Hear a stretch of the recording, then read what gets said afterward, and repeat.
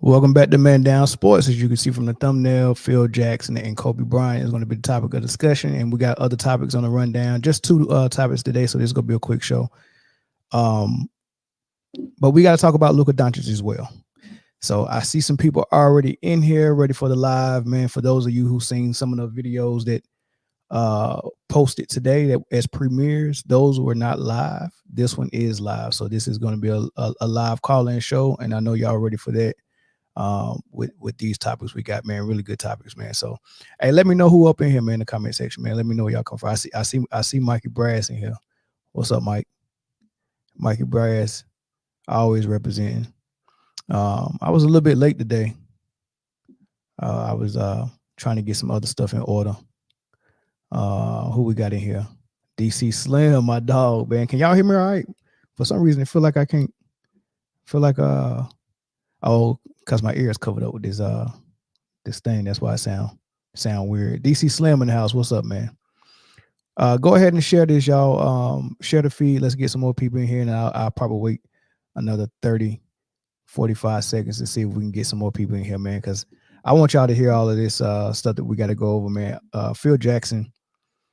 Y'all got to go listen to some of these sound bites, man. And, it's a lot of people that spoke at the ceremony of Kobe's trophy, not trophy, but his statue reveal.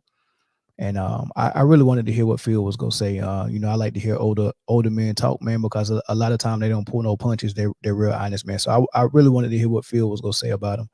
Because we all know Phil said some things about Kobe in his book. He coached Kobe and Shaq. They got a three-peat out of the deal. But he put it in the book how difficult it was to coach Kobe and why. But then he agreed to come back and coach him again, and they got two more. They repeated and went to three straight finals together, man. And I think there was a better version of Kobe as far as coordinating with his head coach and Phil Jackson. And he said so much in this piece, but I'm not gonna play you all of it. It's like 11-minute speech. What's up, Whisper? It's like a 11-minute speech, man. I'm only gonna play like maybe 2 to 3 minutes of it. But the reason why I picked that sound bite is because he said something real interesting in there that we all know, but people don't talk about it enough. About what it's like playing in a triangle, man. So we go get over that, and I'm gonna try to contrast it on the differences, the type of style that these players are playing now versus what the triangle was, man. So we got about 20 people here. Leon, New Geeks, what's up, big dog? So yeah, let's go ahead and get the housekeeping out the way. If you're not already subscribed to the channel, go ahead and hit that subscribe button and the notification bell as well. If you're watching us from Facebook, head over to YouTube and just do that. Hit the subscribe button, watch us from YouTube, hit the notification bell as well. Leave a comment.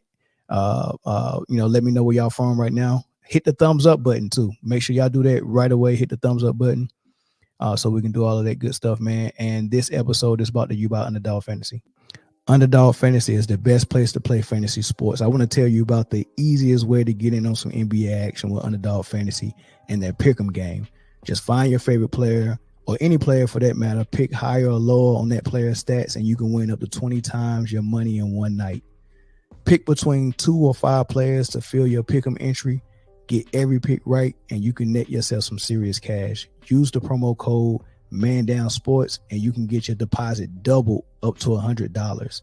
You got to check on the map to make sure your state is eligible to play Underdog Fantasy. But as soon as you do, and if your state is, go ahead and download Underdog Fantasy's app.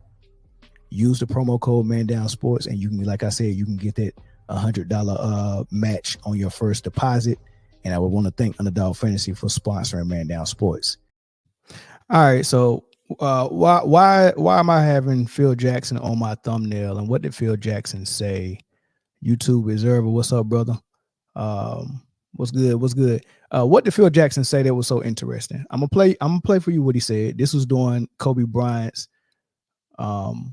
statue reveal, and he spoke, and this is a clip of what he said. I had an initial talk when I came to the Laker organization, and Jerry West had provided a room for Kobe to meet with me. It was private prior to the ceremony, and he talked about the fact of how many hours he had watched the former team that I coached play basketball. And he was ready to step into that, and he was ready to win championships. He was 22. Now, I have twin boys that are exactly a year younger than he is, 21. And being a father that has semi-delinquent children, I knew that this guy was much more serious than the children I was raising. He was very serious about this game. We struggled. Toby and I struggled a lot the first year. It was, I will tell you, like looking at Michael Jordan and Come Fly With Me or whatever that video was. He had everything, all the markings, the way he posed, the way he held himself. It was almost amazing. And there were times I would pull him to the sideline and say, don't try to take over this game. It's not time. Don't try to take over this game. But he was dying to do so, and he was ready to do so. I arranged a meeting between Michael and Kobe to give him a little impression of how to handle being in a restricted basketball system that relied on passing the ball to available teammates and wanting to go one-on-one with this guy in front of you. So I arranged, we had a little meeting in the cigar room and off the bar downstairs, and Michael and I were sitting there, and Kobe walked in after a shower and the press and whatnot. He sat down and he said, Michael, I can take you one-on-one then.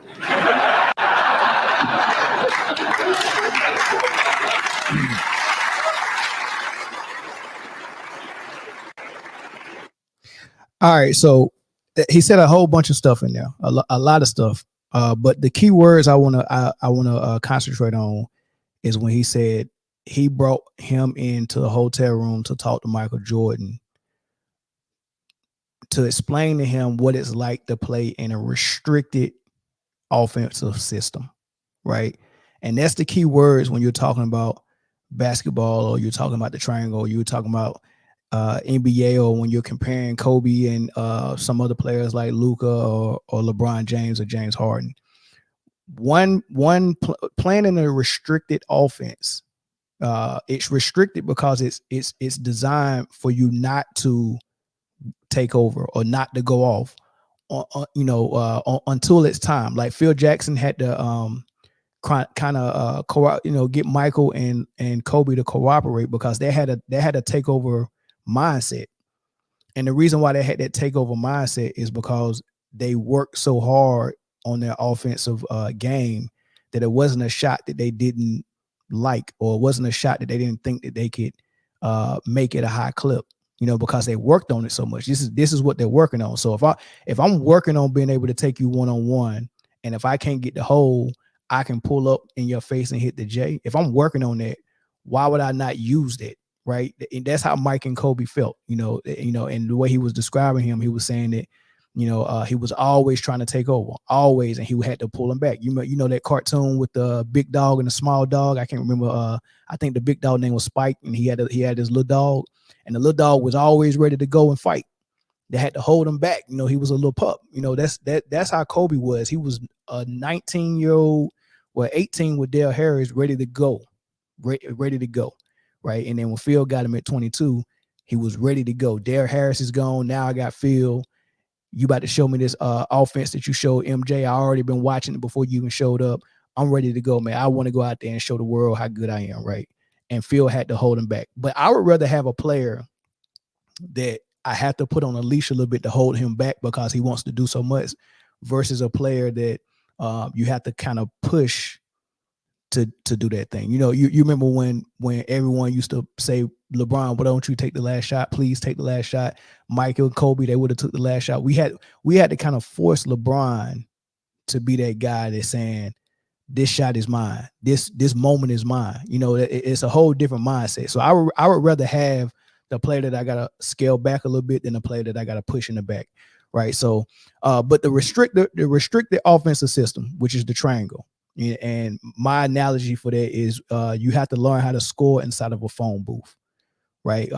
Because you got areas where you can be, you got how you want to run your offense, and the triangle was structured, right? It was a structured offense, and you had to get your shots and your points within that structure, right? So getting 10 to 12 dribbles and 10 to 12 seconds to get your shot off was not something that Phil Jackson would allow, right? And that's why when you see Michael Jordan and Kobe getting a lot of their points, it was with 2 dribbles or less. That they get the ball at the spot on the triangle offense, 2 dribble pull up, right? Or they're being a post up, in the triangle, and they throw the ball in the post, and they get right to their move right away. 1 or 2 dribble fade away, right? 1 or 2 dribble up and under, get to the rim. You get what I'm saying? Or they might be in the post and they might have to move without the ball within that triangle, so they might have a guy fronting them in the post. They fake like they're going to the wing and go back door, catch a lob. Or, they might be denying the ball at the top of the key. And that's that perfect spot where Rodman or Robert Horry, Horace Grant, whoever the power forward was, would flash to the free throw line, catch the ball, and right away, as soon as they catch it, you got the person at the top of the key, whether it's Pippen, Jordan, or Kobe Bryant, going back door.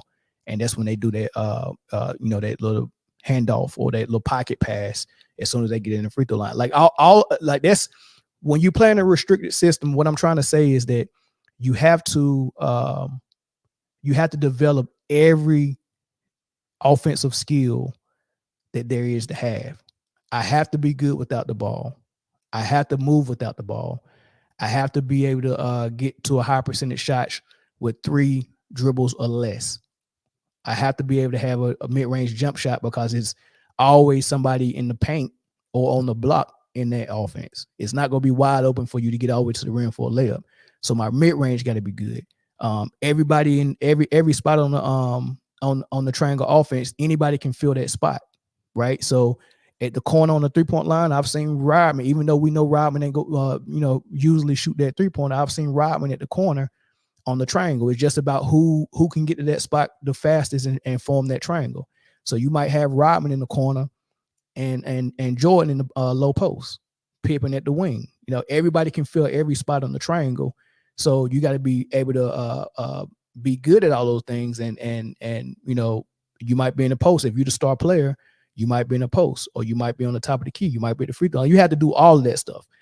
That's a difference between honing your skills and then someone like LeBron James who saying, hey, look, this is what I'm good at, and let's design the offense around what I'm good at, and let's get players that can fill the holes of what I'm not good at. Right? That's a totally different. But one way the star player has to develop every skill on offense, and the other way you're constantly trying to find players to fill the voids that your star player has, right? If that makes sense, right? So let me give you an example. In the triangle offense, like I said, let's just take the Lakers for example. Let's take Kobe for example. We know his post game was A+. We know without the ball, he was moving without the ball. That was A+. His jump shot was A+. He was above average as a 3-point shooter, as a free throw shooter. He can do it with the ball, and all of these things. And then on top of that, he had to be able to pass. He was averaging 5 to 6 assists a game. He was a passer. He could be the screen and roll guy with or without the ball, right? He could catch and shoot off the ball. All of these things. He could be a floor spacer and be in the corner and stretch the floor for someone else who, get what I'm saying, for Shaq that's getting the ball in the post. He had to develop all of that, right? And you got to go in the lab every day, every summer. You got to be developing that stuff. That's and what I think LeBron James didn't have to do that. He wasn't in a restricted offensive system. LeBron James was in a wide open, you got freedom to do whatever you want to do. And we're just going to get players that you have to figure out how to play around what you want to do, which is drive and kick, right? If that makes sense, right? So here's some more Phil Jackson explaining it. Were there times, so many times, when I had to kind of pull him over to the sideline and say, not yet. It's not time yet. Go inside, feed Shaq the ball. He'll get it to the open man. When we went into the playoffs, the answers were proven. You all remember various items that happened. One, the lob pass to Shaq in the 7th game of the Portland series that year. The Indiana series when he tore up an ankle in the 2nd game when Rose put his foot underneath him and he landed awkwardly and sprained his ankle. The 4th game in Indiana, he came off during an overtime and won the game for the team, and Shaq picked him up and carried him off the court and said, my little brother won the game for us today.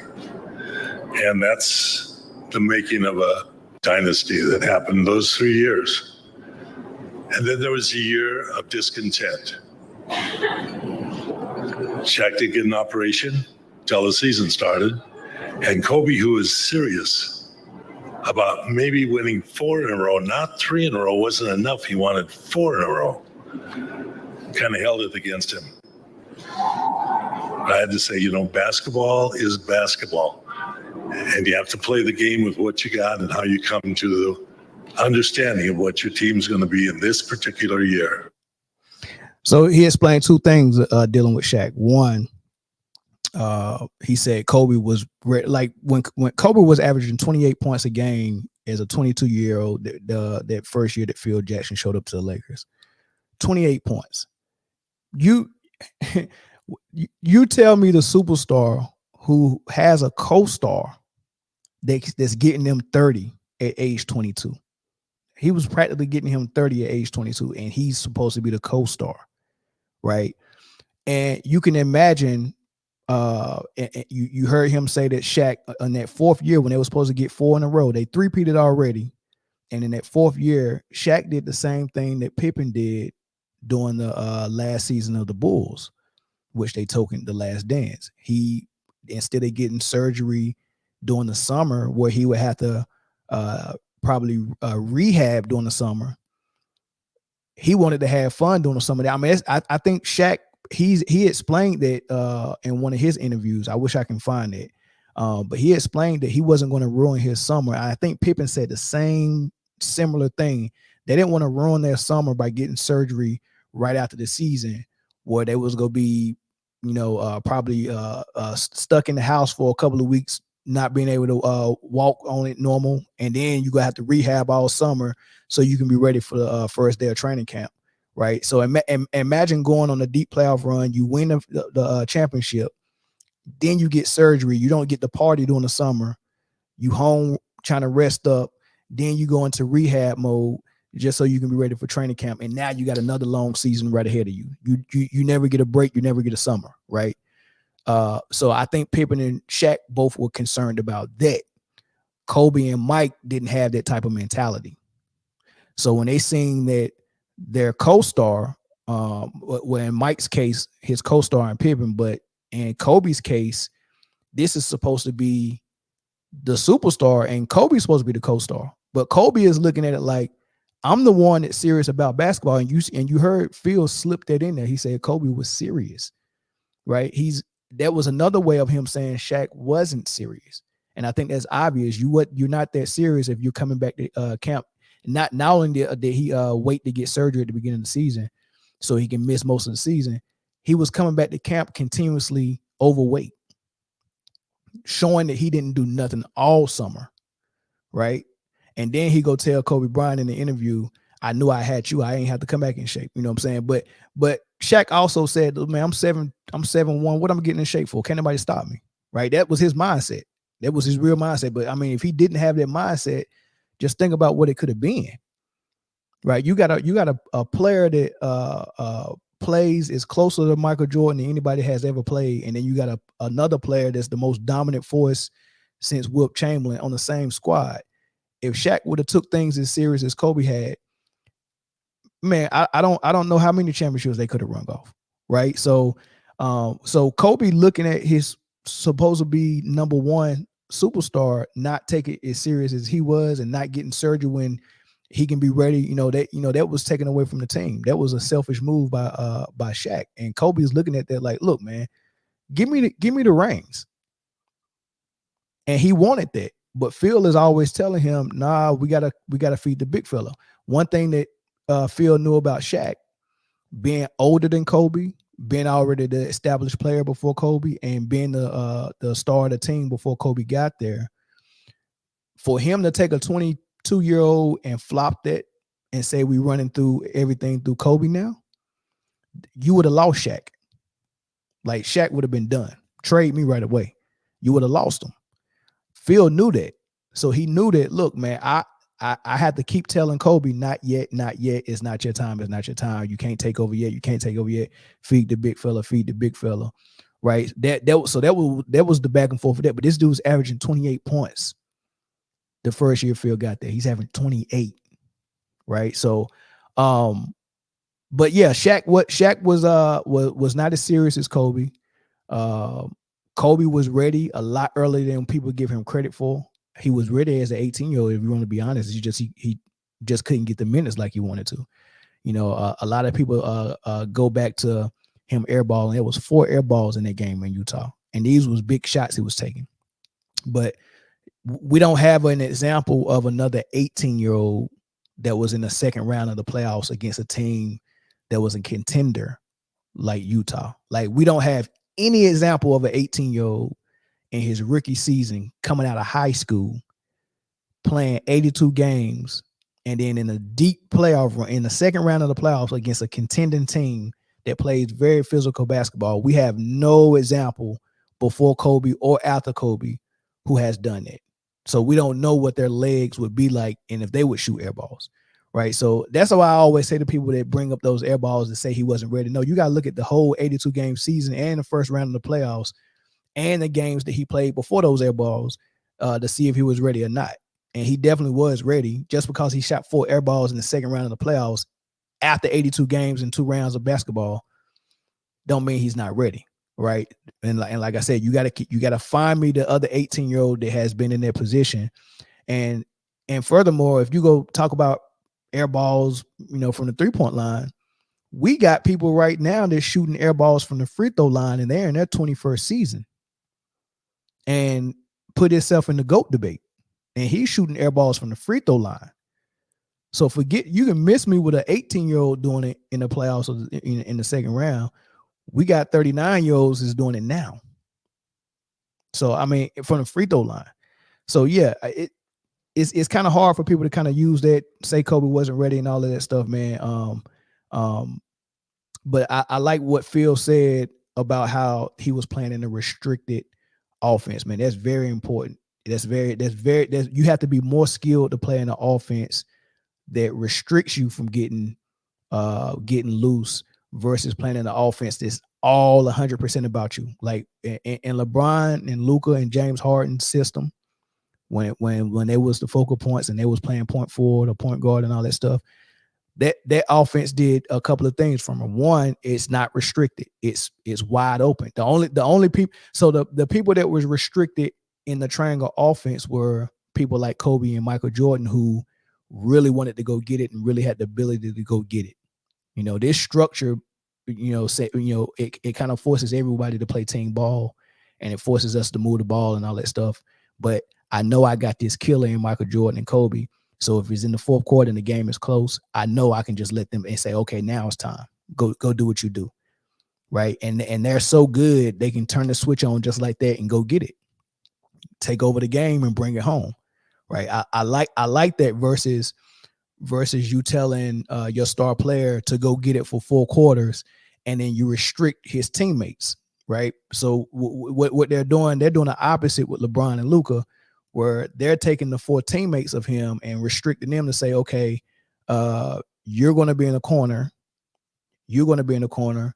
You're going to be on the wing, and you're going to be setting screens, pick and pop or screen and roll for the star player, and he gets to do whatever he wants to do. He's not restricted, right? Just think about that offense. Luka and LeBron, when they're running their offense, they're not restricted. The world is their oyster. They can do everything on the court, anything. They always have the ball, and everyone has to watch and react to them. And they are restricted because they're the ones just standing there in the corner. And only thing that they're slighted to do is catch and shoot threes, set screens for LeBron, set screens for Luka. So they're restricted, but the star player has everything at his disposal. So who ends up getting all of those stats? The guy that don't have no restrictions on. So when you have no restrictions and everyone else is restricted, yeah, on offense, you're going to get all the points, all the assists, not all, but most of the points, most of the assists, because you're the only one who's doing that. Everyone else is just sitting there waiting for you to pass them the ball so they can catch and shoot, right?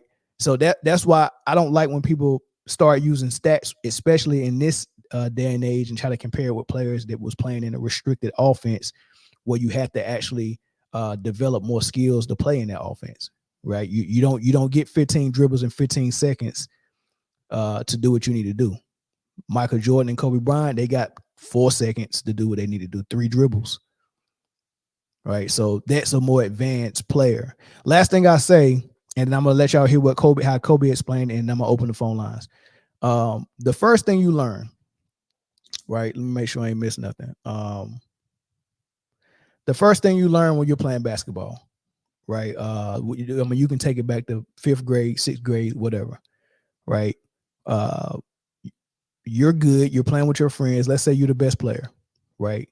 The first thing you learn is how to get the ball and take your man one-on-one, get a layup, right? Or make a pass if they W or whatnot. That's the first thing you learn. And you're not running no plays. You're playing on the playground.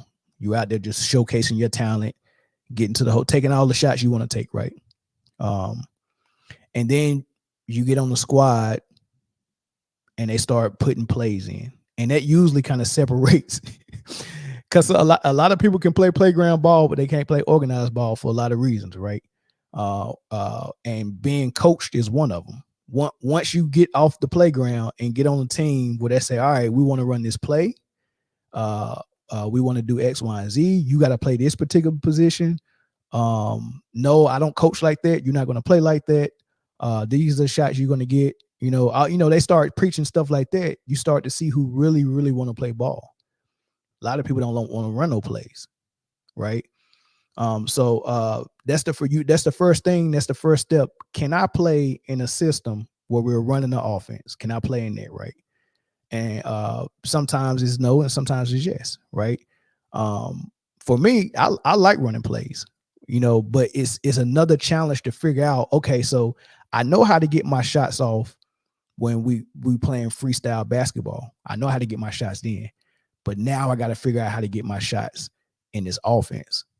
Right. I remember the first offense I learned how to run in 6th grade was just straight up motion offense. Three on the wing, 2 on the block, and everybody was interchangeable. It was a lot of off ball screens, a lot of movement. You pass and you screen away from the pass.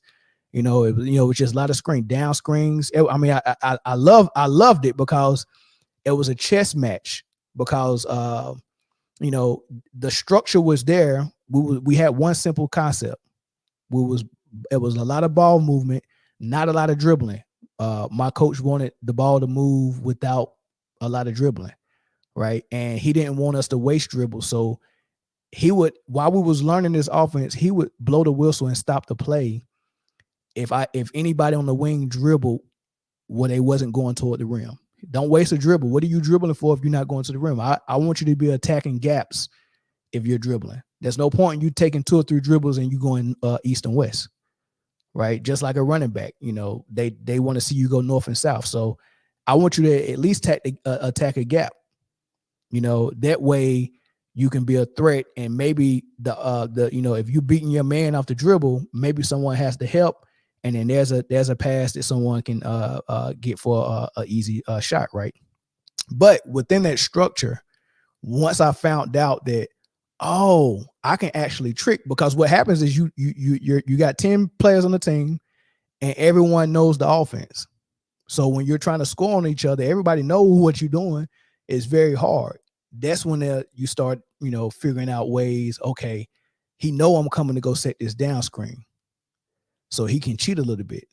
So, but I'm seeing him cheat. So now I'm gonna go down and do this down screen. But guess what? I'm gonna break off that play and flash. You know, once you start figuring that stuff out, man, it just became great, right? So I say all that to say this, right? The elementary style of basketball that you play when there's no plays is what we're seeing in the NBA now.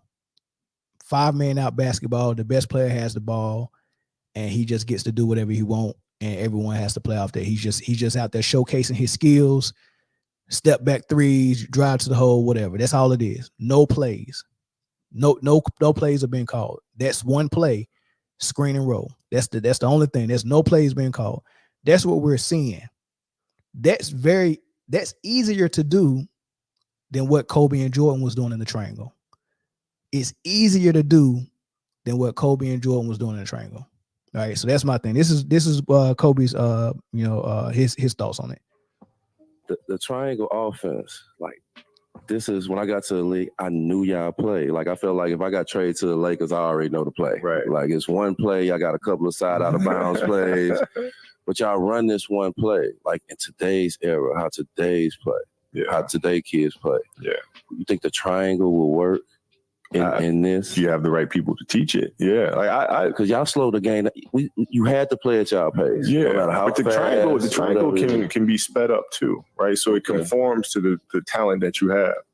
My 13-year-old daughter's team runs the triangle, right? But it's like, the thing about the triangle offense, which makes it so deadly, is that it gives you a structure.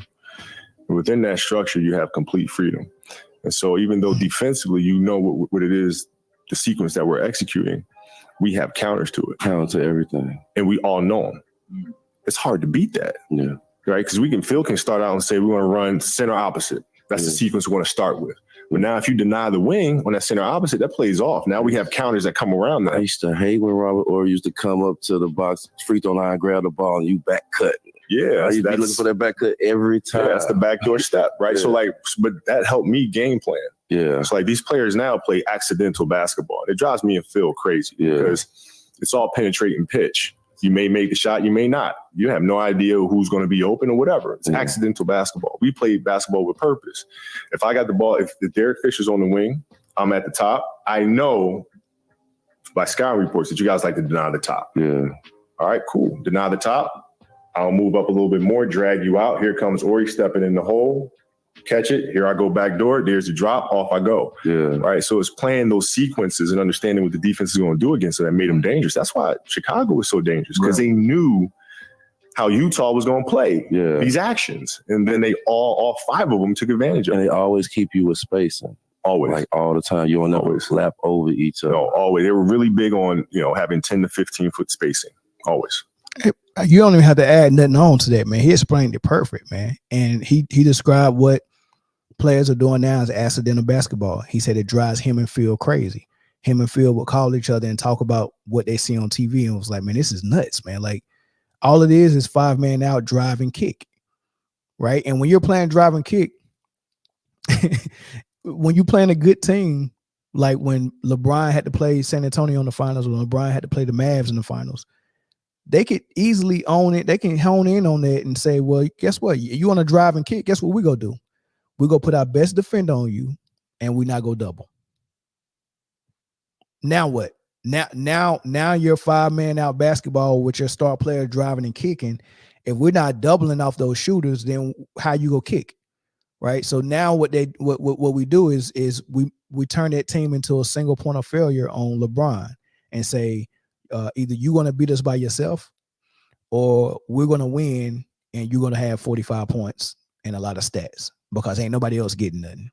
And that's why people didn't understand why Kawhi and Iguodala got MVPs when they beat LeBron for playing great defense on him when LeBron had 40 points. It was because it was the game plan. Look, we're not doubling. We're going to put a defender on you, and normally a player as good as Kobe, Mike, and LeBron or Shaq or something like that, if you don't double, they should be able to beat you. That's how good they are. They should be able to get 60, 65 points on you because you're not doubling, right? But holding LeBron to 40 with no doubles with one player, That's a heck of a job because he's supposed to be a godlike player like MJ and Kobe was. Because I guarantee you, if you don't put your best defender and have help on Kobe Bryant, he gonna torch you, especially in the finals, right?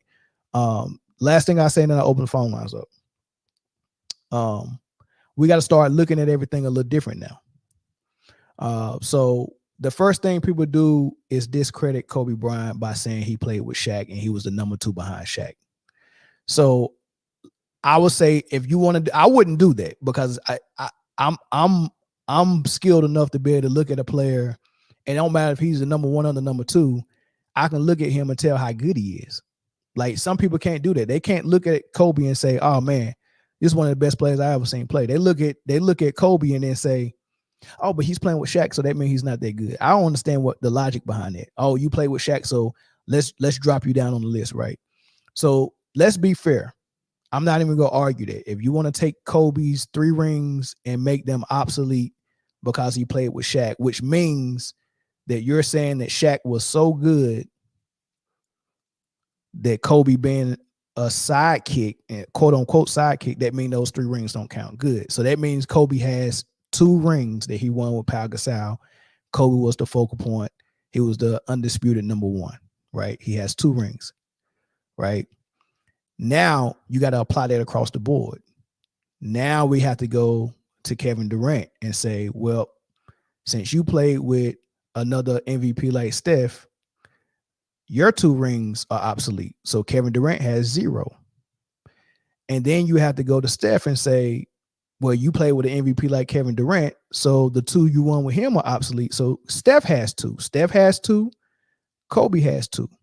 And then you got to go to LeBron and say the 2 that you won with Miami was a super team. Those 2 are obsolete. So now LeBron has 2. He's got a bubble ring and he's got a ring with Cleveland. He has 2, right? So that puts everything in more of a perspective, right?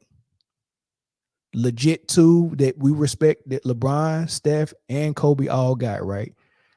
And now we can kind of, now feel our way through who's the better player. Because if you want to do it by stats and by achievements and rings and stuff like that, and then you want to start discrediting players for certain rings, then you got to go across the board with the discredit players all the way across the board. So Steph got 2, Kobe got 2, and LeBron got 2. Now let's take it a step further, right? Now out of the 2 that they got, which ones had the tougher path? Well, I'm looking at Kobe going through the West Coast. I'm looking at him having to beat OKC Thunder, having to beat Dirk in the Mavs, having to beat San Antonio. Right, that's a crazy run he had to go through, and then he got to the finals and had to beat a super team in Boston. Right, that's very impressive. I could easily say that Kobe's 2 rings were probably the tougher path. Right, then you look at LeBron on his side coming through the East. He got through the East and got all the way to the finals without facing a contender. There was no contenders in the East, really. There was no Dallases. There was no Dirk in the East. There was no KD in the East. No Tim Duncan in the East. Right. The best players in the East was actually putting LeBron out when he was in Cleveland. Dwight put him out. Boston put him out. But teams like the Raptors with DeMar DeRozan, or teams like who else they get through? Who they get through? Can't remember all of them. Toronto, the baby Celtics, those type of teams. Yeah, he was sending them home. But when it came to like monsters, he wasn't getting through them. His path in the East was not as challenging as Kobe's path in the East. And then he didn't beat a super team like Kobe did when he beat Boston. Now, some people say Golden State was a 73-19, so there was a super team, but no, it was only one superstar over there. That was Steph. Then you filled with role players. Actually, the team that Cleveland had probably was more stacked than the Warriors team. The only difference is the Warriors ran a more sophisticated offense, kind of like we just got finished talking about. And the Cavs ran 5 man out, one player driving kick, either Kyrie or LeBron driving and kicking. But when you look at player personnel, it was even because it probably really wasn't even. It probably Cleveland had the advantage because supposedly they had the better player in LeBron, who had no equal, because Steph was Kyrie's equal. Clay was J.R. Smith equal. Draymond Green was Kevin Love equal. And LeBron didn't have an equal. Golden State actually made it even when Kevin Durant joined. Now LeBron has an equal. But when LeBron beat Golden State, he should have run. He was supposed to be the only player. He's a player that we're comparing to Michael Jordan. And he didn't have an equal. And his second player was equal to the best player on Golden State. Like, come on, man. Be real about that. So once you start breaking everything down, it's 2 rings that everyone got when you talking about people in this era, Steph, LeBron, and Kobe. They got 2 rings that we can all agree that are more respected than whatever else. Y'all want to take away his 3 with Shaq, then you got to take away the 2 with Miami, and you got to take away the 2 Steph got with Kevin Durant. Now what it looked like, right? So with all that being said, I'm gonna get into these comments and I'm gonna open these phone lines up, man. Y'all can call and give me y'all thoughts on this. Let me see these comments, man. Definitely, what's up, Zoe? Definitely hit that like button. Shaq was Robin, Kobe was Batman. I agree. I ain't gonna lie to you. I mean, come on. So Shaq was Batman when Kobe was 18, 19, 20, and 21. Right. I think Shaq was Batman for 4 years with Kobe. But when Phil got there and Kobe was averaging 28, Kobe was definitely Batman. When Kobe had that fro, Kobe was Batman. It was just that it was designed to go through Shaq, and Phil wanted it that way, right? DC Slim, what's good, brother? What it do, man? How we doing today, man? Man, I'm good, man. What's your thoughts, man? What I say? What did I get wrong? What did I get right?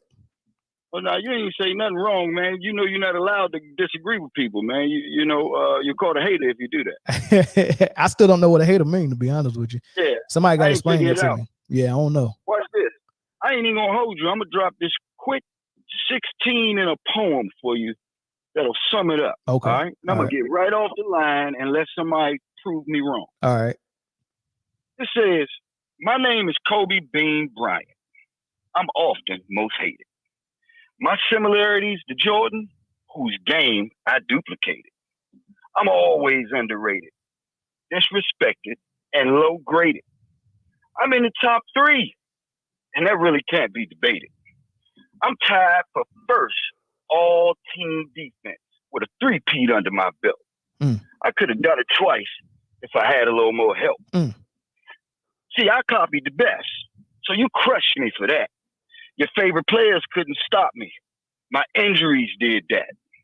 Man, y'all forgot about my domination, my greatness demonstration, my game preparation, and my footwork in isolation.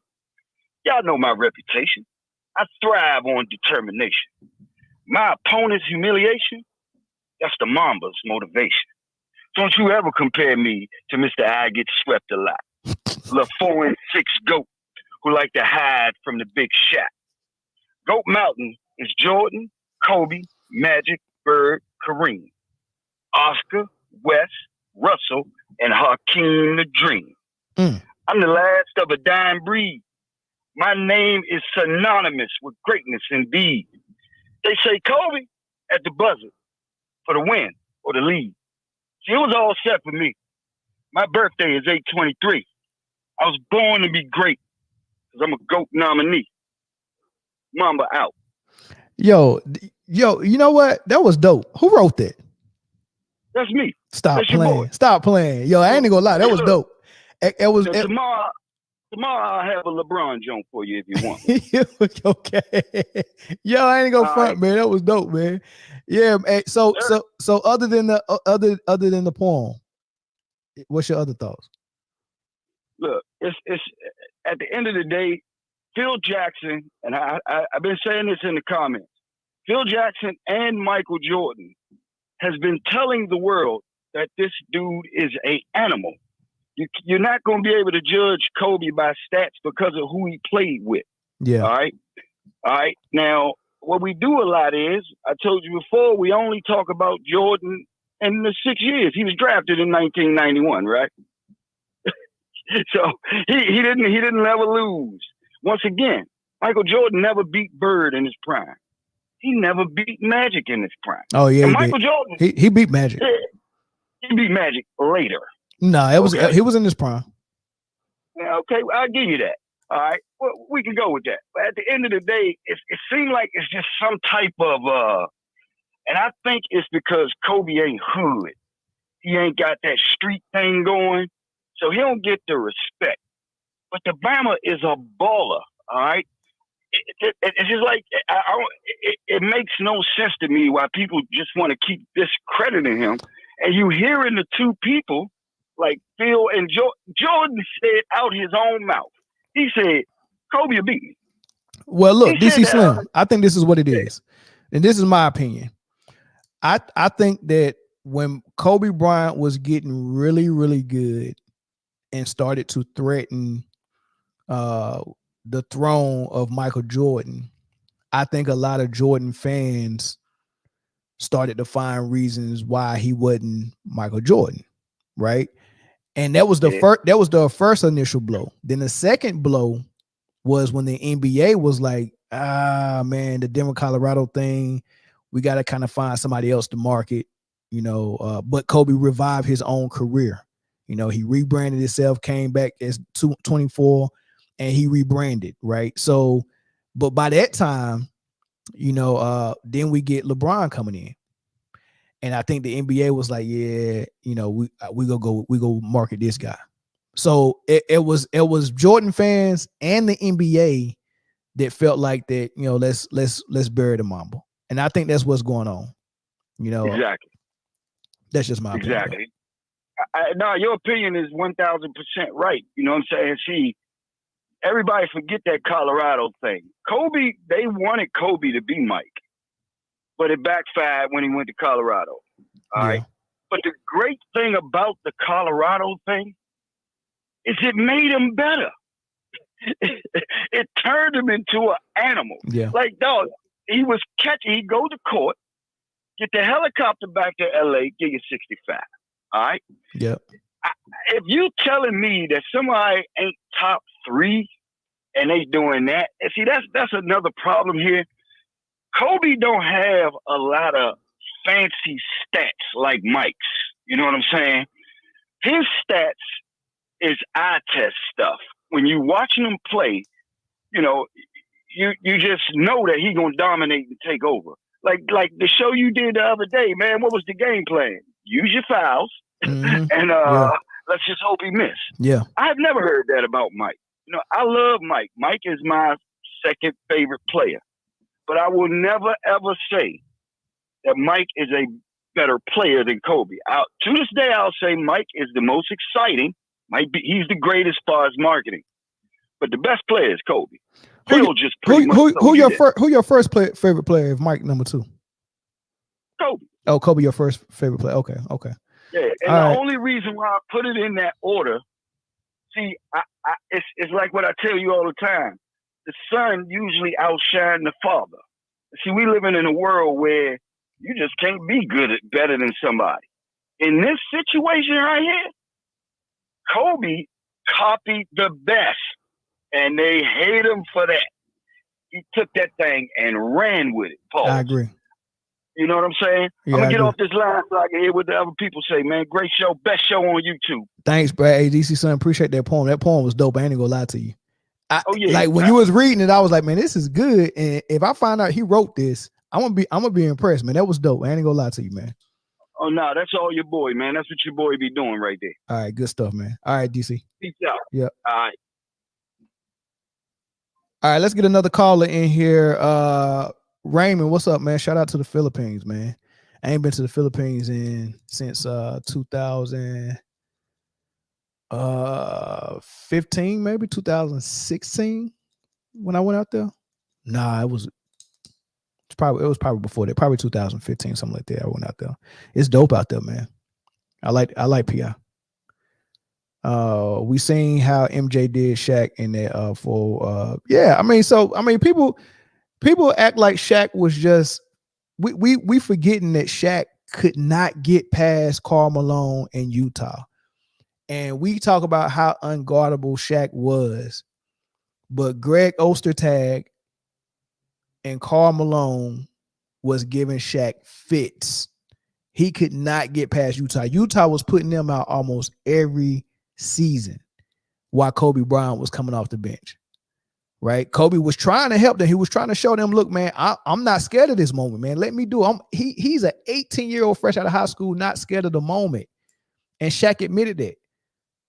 Seeing him airball those 4 3-pointers and those 4 jump shots, and he kept shooting them, kept his head up high. I mean, that says a lot, man. We know the 18-year-old kid ain't have his legs after 82 games of a season in the second round of the playoffs playing against a physical Utah team. He didn't have his legs. Okay, cool. Right? That don't mean Kobe Bryant has always been ready for the moment and always been skilled enough to be on the floor with them dudes. Right? But Shaq needed Kobe just as much as Kobe probably needed Shaq, but Shaq needed Kobe because Shaq didn't have all the tools. Kobe needed Shaq because he was young. Kobe needed Shaq because he was young, not because he didn't have the tools or whatever tools he needed, he wasn't gonna go work on. Right? It's a big difference, man. Let me get to these super chats.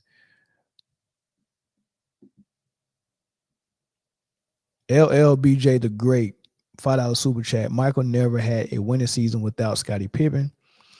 He also had Horace and Rodman. Without Horace, they lost to Orlando in 95. Michael never had a winning season without Scottie Pippen. Well, that's not true. I mean, like, Mike got to the Bulls before Scottie, and Mike was in the playoffs every year before Scottie got there.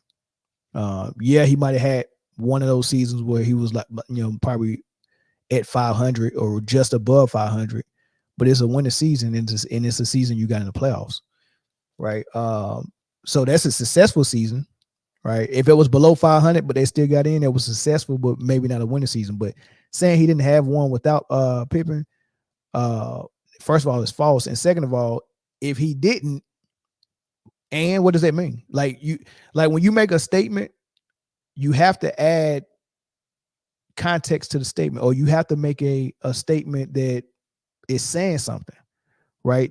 Don't just say he never made it without Pippen and don't tell me what they mean. I need to know what you think that mean, right? Does that mean that Jordan wasn't good enough and he needed Pippen?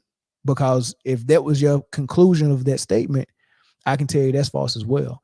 There's a natural progression when you get a young talent to your team, especially when you get this talent in the lottery, especially a top 3 pick, because you're going to a bad team 99% of the time. And there's a natural progression. You get a star player on a bad team. This star player shows it takes 1 or 2 years. You putting the NBA on notice, and you putting your organization on notice to say, all right, I'm this good. I'm showing you how good I am and what I could do without help. Now get me help. And then let me see what I can do. It usually takes a franchise and a front office 3, 4, maybe 5 years to actually build a team around a star player. And when I say build a team, I mean, first step, get him a co-star that fits him. Second step, get role players around both of those, the superstar and the co-star, get role players around them, and then get a coach as a cherry on top. And now y'all can go to war, right? That takes years. And then if you get the coach, the co-star, the superstar, and the role players, and then y'all going to war, you got to go and fight against players like the Boston Celtics or the Los Angeles Lakers, who already were established before you got here. So now this team in Boston has already got their superstar, their co-star, their coach, and their role players, and they've already been stringing off championships. So they're the king of the hill. I don't know if you ever played King of the Hill, but when you get at the top of the hill, you got to pull them off the top of the hill and replace them. So just because you built the team around this star doesn't mean that y'all are ready to be king of the hill yet. So what we seen was a natural progression of Michael coming in, the Bulls bringing in Scotty. Scotty wasn't ready yet. He was coming off the bench. He was averaging 7 points a game. Then when Scotty started as a starter, he wasn't ready mentally and physically. He's sitting out games for migraines and getting beat up by Detroit worse than Mike was, and was backing down.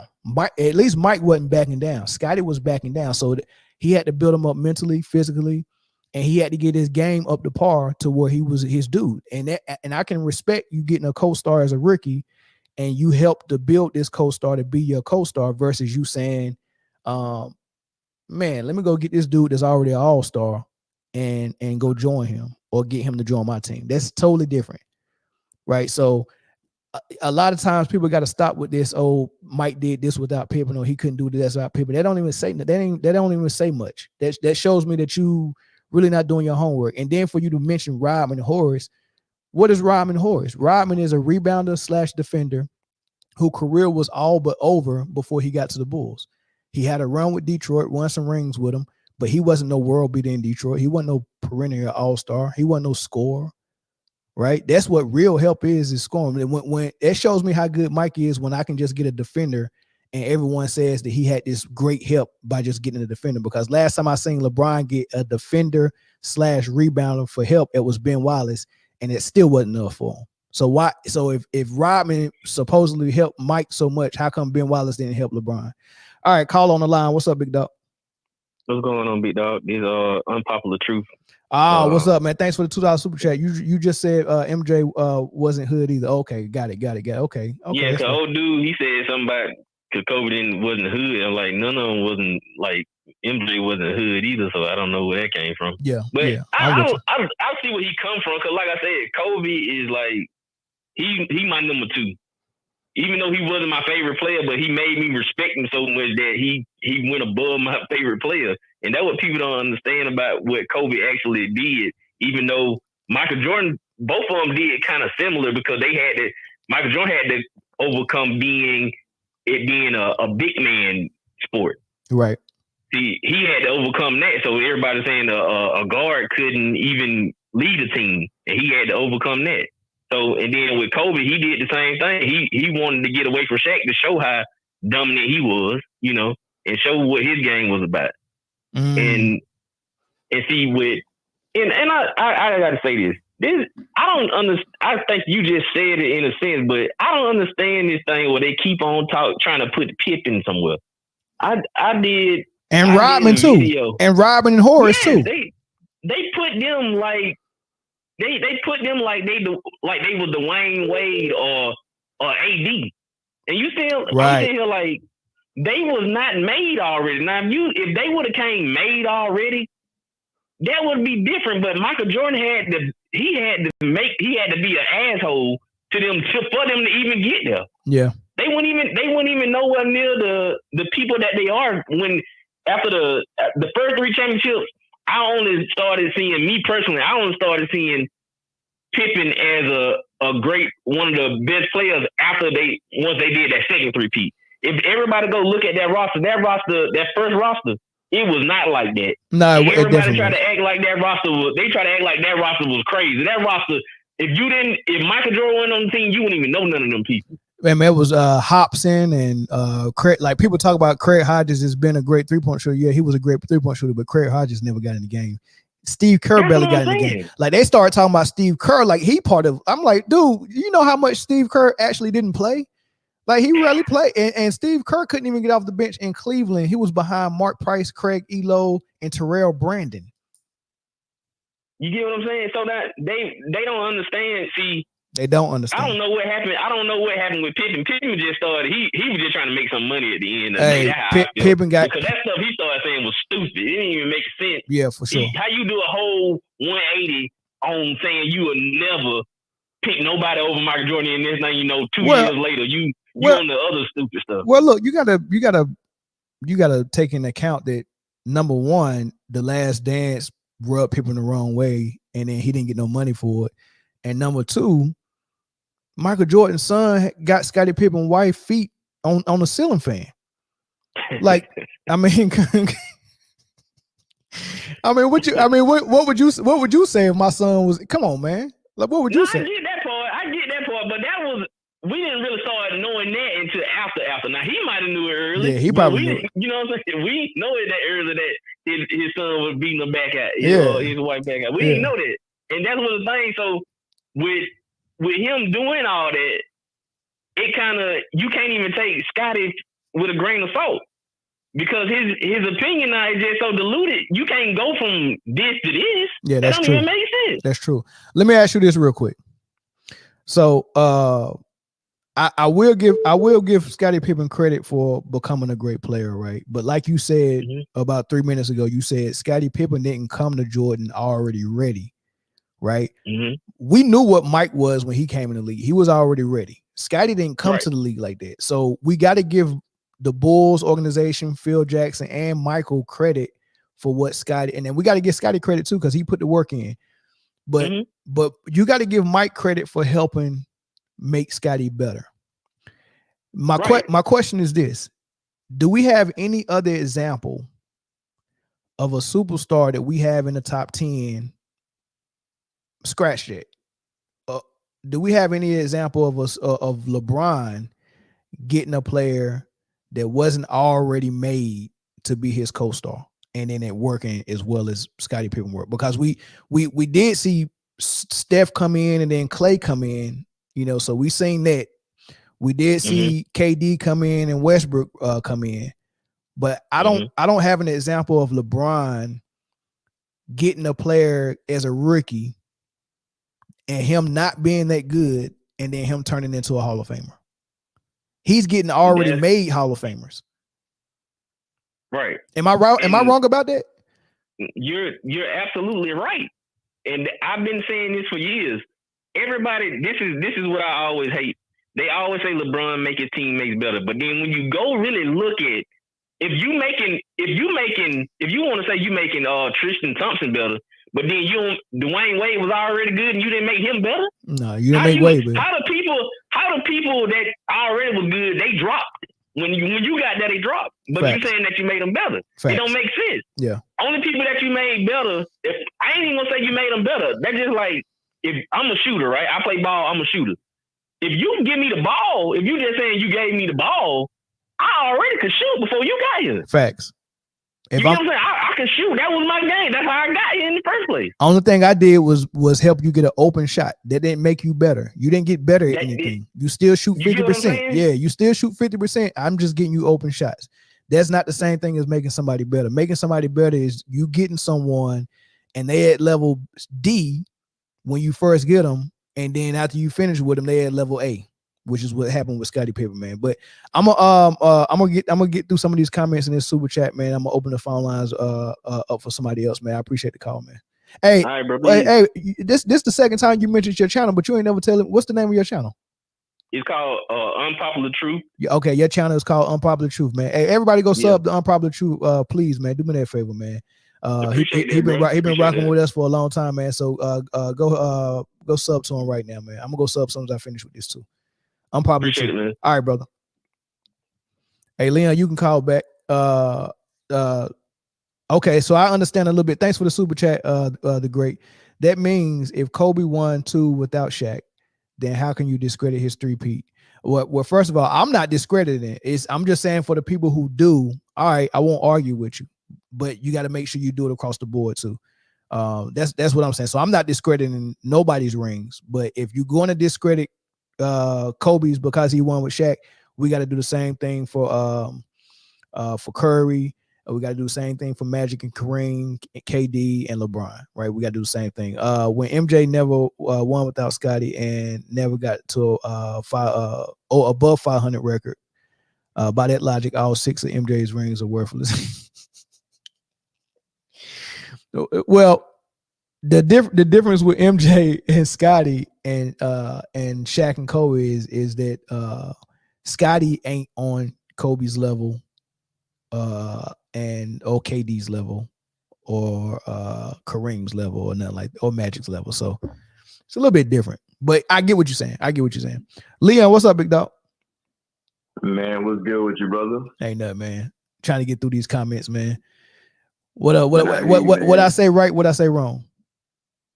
I mean, I didn't really hear anything wrong at all, man. I actually had like a couple of rebuttals for what the caller DC was trying to say, because like he was on point with everything up until he started trying to do that slight thing he does. He tries to water MJ down in favor of Kobe.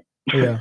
So my question to everybody is just something to ponder. Like, are we seriously thinking that prime Michael Jordan, in the peak of his athletic powers and abilities and talent, is not going to beat Kobe at his peak and prime?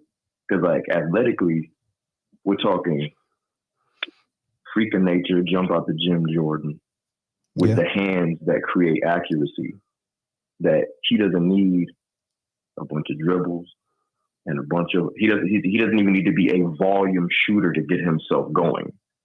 Yeah. We're talking that Jordan versus Kobe, who in every era of his existence was a volume shooter to get himself going at times, versus MJ.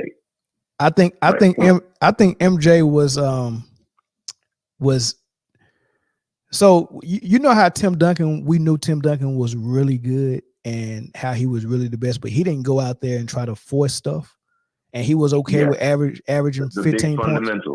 Exactly, but he was so good that if he needed to take over, he could. He'd be like, man, dang, I didn't know Tim Duncan still had that. He was doing it when he was like 35, 36. That's how Mike was. Like Mike had so much in his repertoire that it's things that he put on the shelf that he didn't even. I'm not even gonna use this tonight. You get what I'm saying? He didn't come out and empty his clip every night. Exactly. You get what I'm saying? He didn't empty his, and I'm not saying he didn't leave it all on the floor, but I'm saying like everything that's in his arsenal. I get what you're saying. Right. He didn't empty the clip. He pulled the specific weapons that were needed. Like exactly. If we liken it to a fight, like somebody that's fighting close knit quarters, right, with each other, CQC, right? You're in front of each other.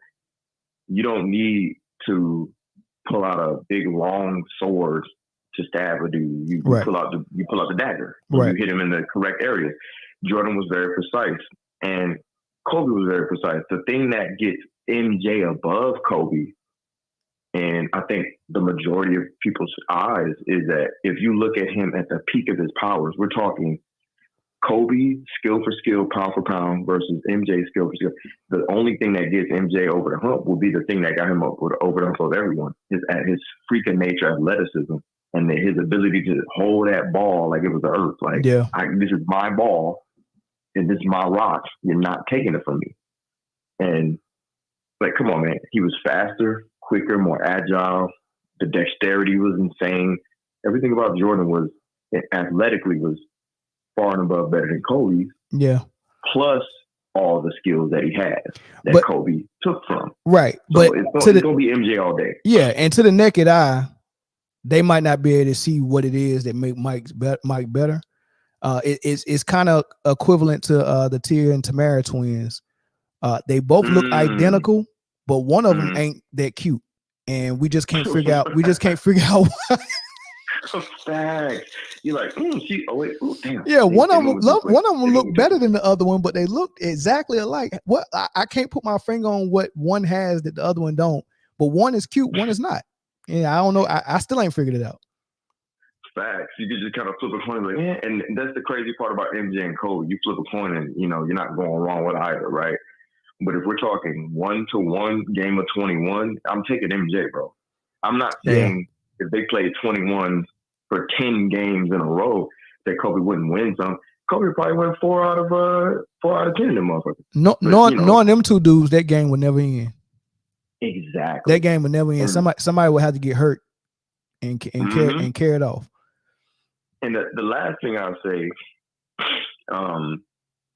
about this whole situation, it's funny too, because how people like DC, I ain't picking on DC, but people like DC, they pivot to talking noise about MJ. So now we're talking about MJ when we should be highlighting Kobe.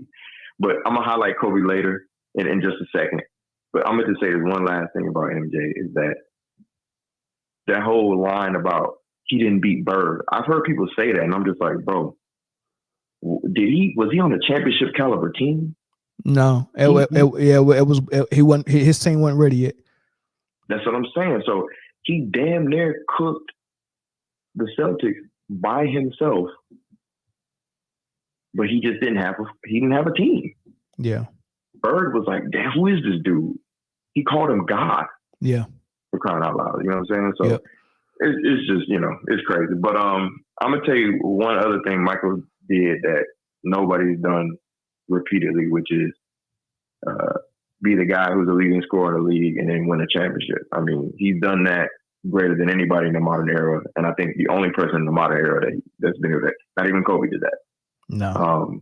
So, but what I will say about Kobe is he is solidly top 5, like solidly, man. I think the only thing that would keep him out of the top three would probably just be if we're going through like a strict criteria. Yeah, it'll be the resume. It won't be how good he is. It'll be the resume. Thank you. That's you it. Beat me to it. That's the only reason why he's not number 2 for me. That's why I got Kareem number 2 and Kobe 3. It's just the resume, because you got to include that. Yep. You know what I'm saying? Yep. You can't exclude it. But if I'm saying the best player I ever seen, then it's Kobe's number 2, Mike's 1, right? But if I'm talking GOAT list, then I got to include resume, and that puts him at 3. And I wouldn't even be mad at him if someone said 5, right? But whoever you got in front of him better be a equal player, if not better. And there's only one player that's better, so it's gonna be hard. I might have him at 4, and I want to have a conversation with you later down the line about that. You already know I hit you up. Yeah, you never told me what it was exactly though. It's I don't want to say it because I think it's something that you could benefit from, and like some others, because I really want to see. I want to put together a team. Yeah. And all of us have a big conversation about it and make the production dope, because I think it'll be something nasty that I don't think people are thinking about when it comes to this whole GOAT conversation. Okay. But I might have Kobe at 4. I got Magic at 5. I ain't gonna reveal the 3 yet.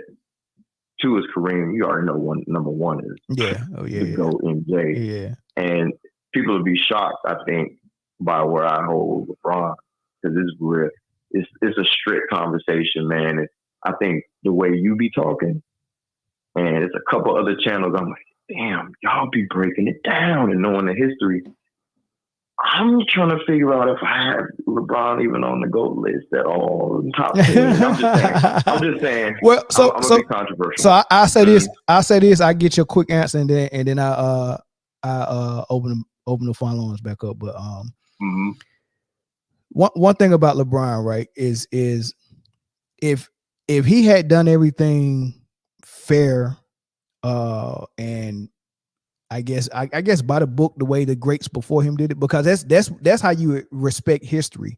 Like you look at the guys that came before you and laid the foundation, and you try to lead the game better than what you found it, but you also try to do it within the confines of how they did it. Right. Right. And that's what Barkley was saying about Kevin Durant. Hey man, we're not gonna respect your rings until you get one away from Golden State. That's the type of stuff they were saying, right? Well, anyway, if LeBron would have done that, it wouldn't be that much confusion, because it'll be the same way that the people before him did it.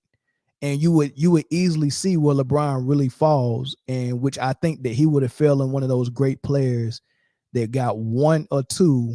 Like Dirk got the 2 finals. He could have got 2, but he lost 1. But LeBron would have fell in that category, and it would have been very easy to actually place him on the GOAT list. But what he did was kind of cheated the system when he went to Miami, because now he went and got 2 cheap rings that he really wasn't supposed to get.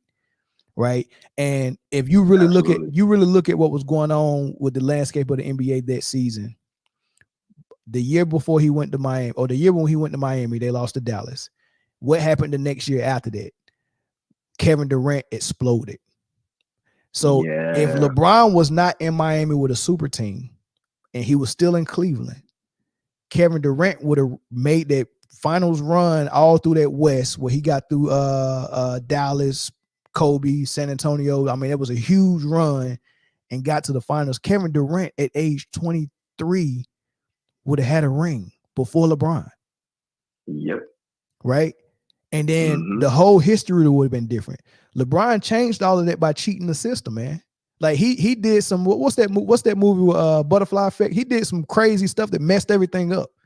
Like with Ashton Kutcher, yeah. Yeah. Man, he definitely there's an alternate timeline somewhere out there where none of this happened, and LeBron has probably maybe got one championship under his belt, maybe one or two. I think he would have got one or two, and yeah, I mean, cause he's on a level with the guys that get 1 and 2. He's on a level with KG. He's on a level with Dirk. He's on a level with, I think KD would have got 1 or 2.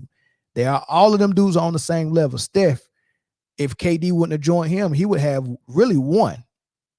Because that one that they got 2 years ago, Kevin Durant leaving and doing a trade with Brooklyn for D'Lo, and then they trading D'Lo for Wiggins, and then they getting that draft pick and end up getting I mean, all that stuff was weird, and Kevin Durant set that off. That wouldn't have never happened if Kevin Durant never joined. That team would have broken up. Right. So, and that's why I struggle to put him in the top 10. Yeah, bro, yeah. He ain't in there. Without all this team hopping, all of them dudes are on the same level. KD, Curry, Dirk, Kevin Garnett, Paul Pierce, D Wade, LeBron James, all of them on the same level. Kobe and Mike and Bird and Magic is up here. Yep. But we can't see it. We can't see it clearly because of the team jumping. We can't see it clearly. They muddied the waters up. All them names you just named, other than Bron, all those gentlemen, they dominated the eras. Like, right. Very clearly. Right. The 80s belonged to Bird and Magic. They were dueling, right? Right. MJ just dominated the whole decade. Then you got Bron. People are like KD, Steph. There's so many different names. And then that's even before you get to Kobe, who before he retired was still kicking ass. Yep. While LeBron was being christened as the chosen one, and he had all this advertisement. They did the puppets. They did all these different things. That, to me, one of the weakest things that happened that people, I know people mention it, but it's very egregious. If they had an ad campaign for MJ versus like Kobe, if they came in the same, they had the same, they were drafted at the same time. If they had the same ad campaign, MJ versus Kobe, MJ would have met with Kobe in the final, bro. He would have never let that drop. No. This dude, we were all sitting back like, oh damn, this is gonna be generational, right? They're building this dude up to be the king, right? And then he dropped the ball. That was insane to me. I was like, yo, who is this guy? And why do they keep talking about him so damn much? You know what I mean? Yeah, for sure. But all right, man, let me go ahead and open this phone line. I'm going to take 2 more phone calls before I get to the next topic. Yes, sir, man. Good talking with you. All right, bro. All right, man, I'm going to take 2 more, man, while I get to some of these comments. Who was better than Pippen? A lot of people was better than Pippen. You mean while they were still playing? DC Slim, Super Chat, appreciate it. If Kobe and MJ played 1-on-1, who would win? Kobe would win by 2 because Kobe can get any shot. I mean, it's a hypothetical, man. I don't even know how you even. It's kind of hard to even answer that, man. Caller for California, what's your name?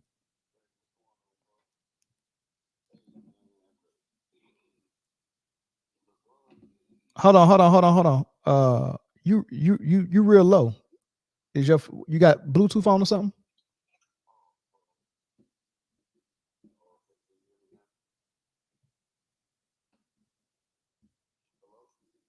Hold on, maybe it's me. Wait one.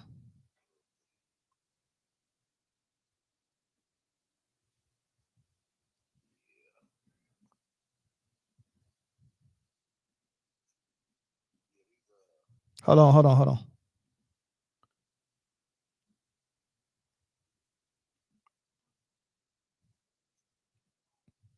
My phone just wanted to act up all of a sudden. Hey, hang up and call right back. All right. But my phone acting up real bad right now. I guess it wanted me to move on to the next topic. All right, we should be good now. Yeah, go ahead and call back. My bad.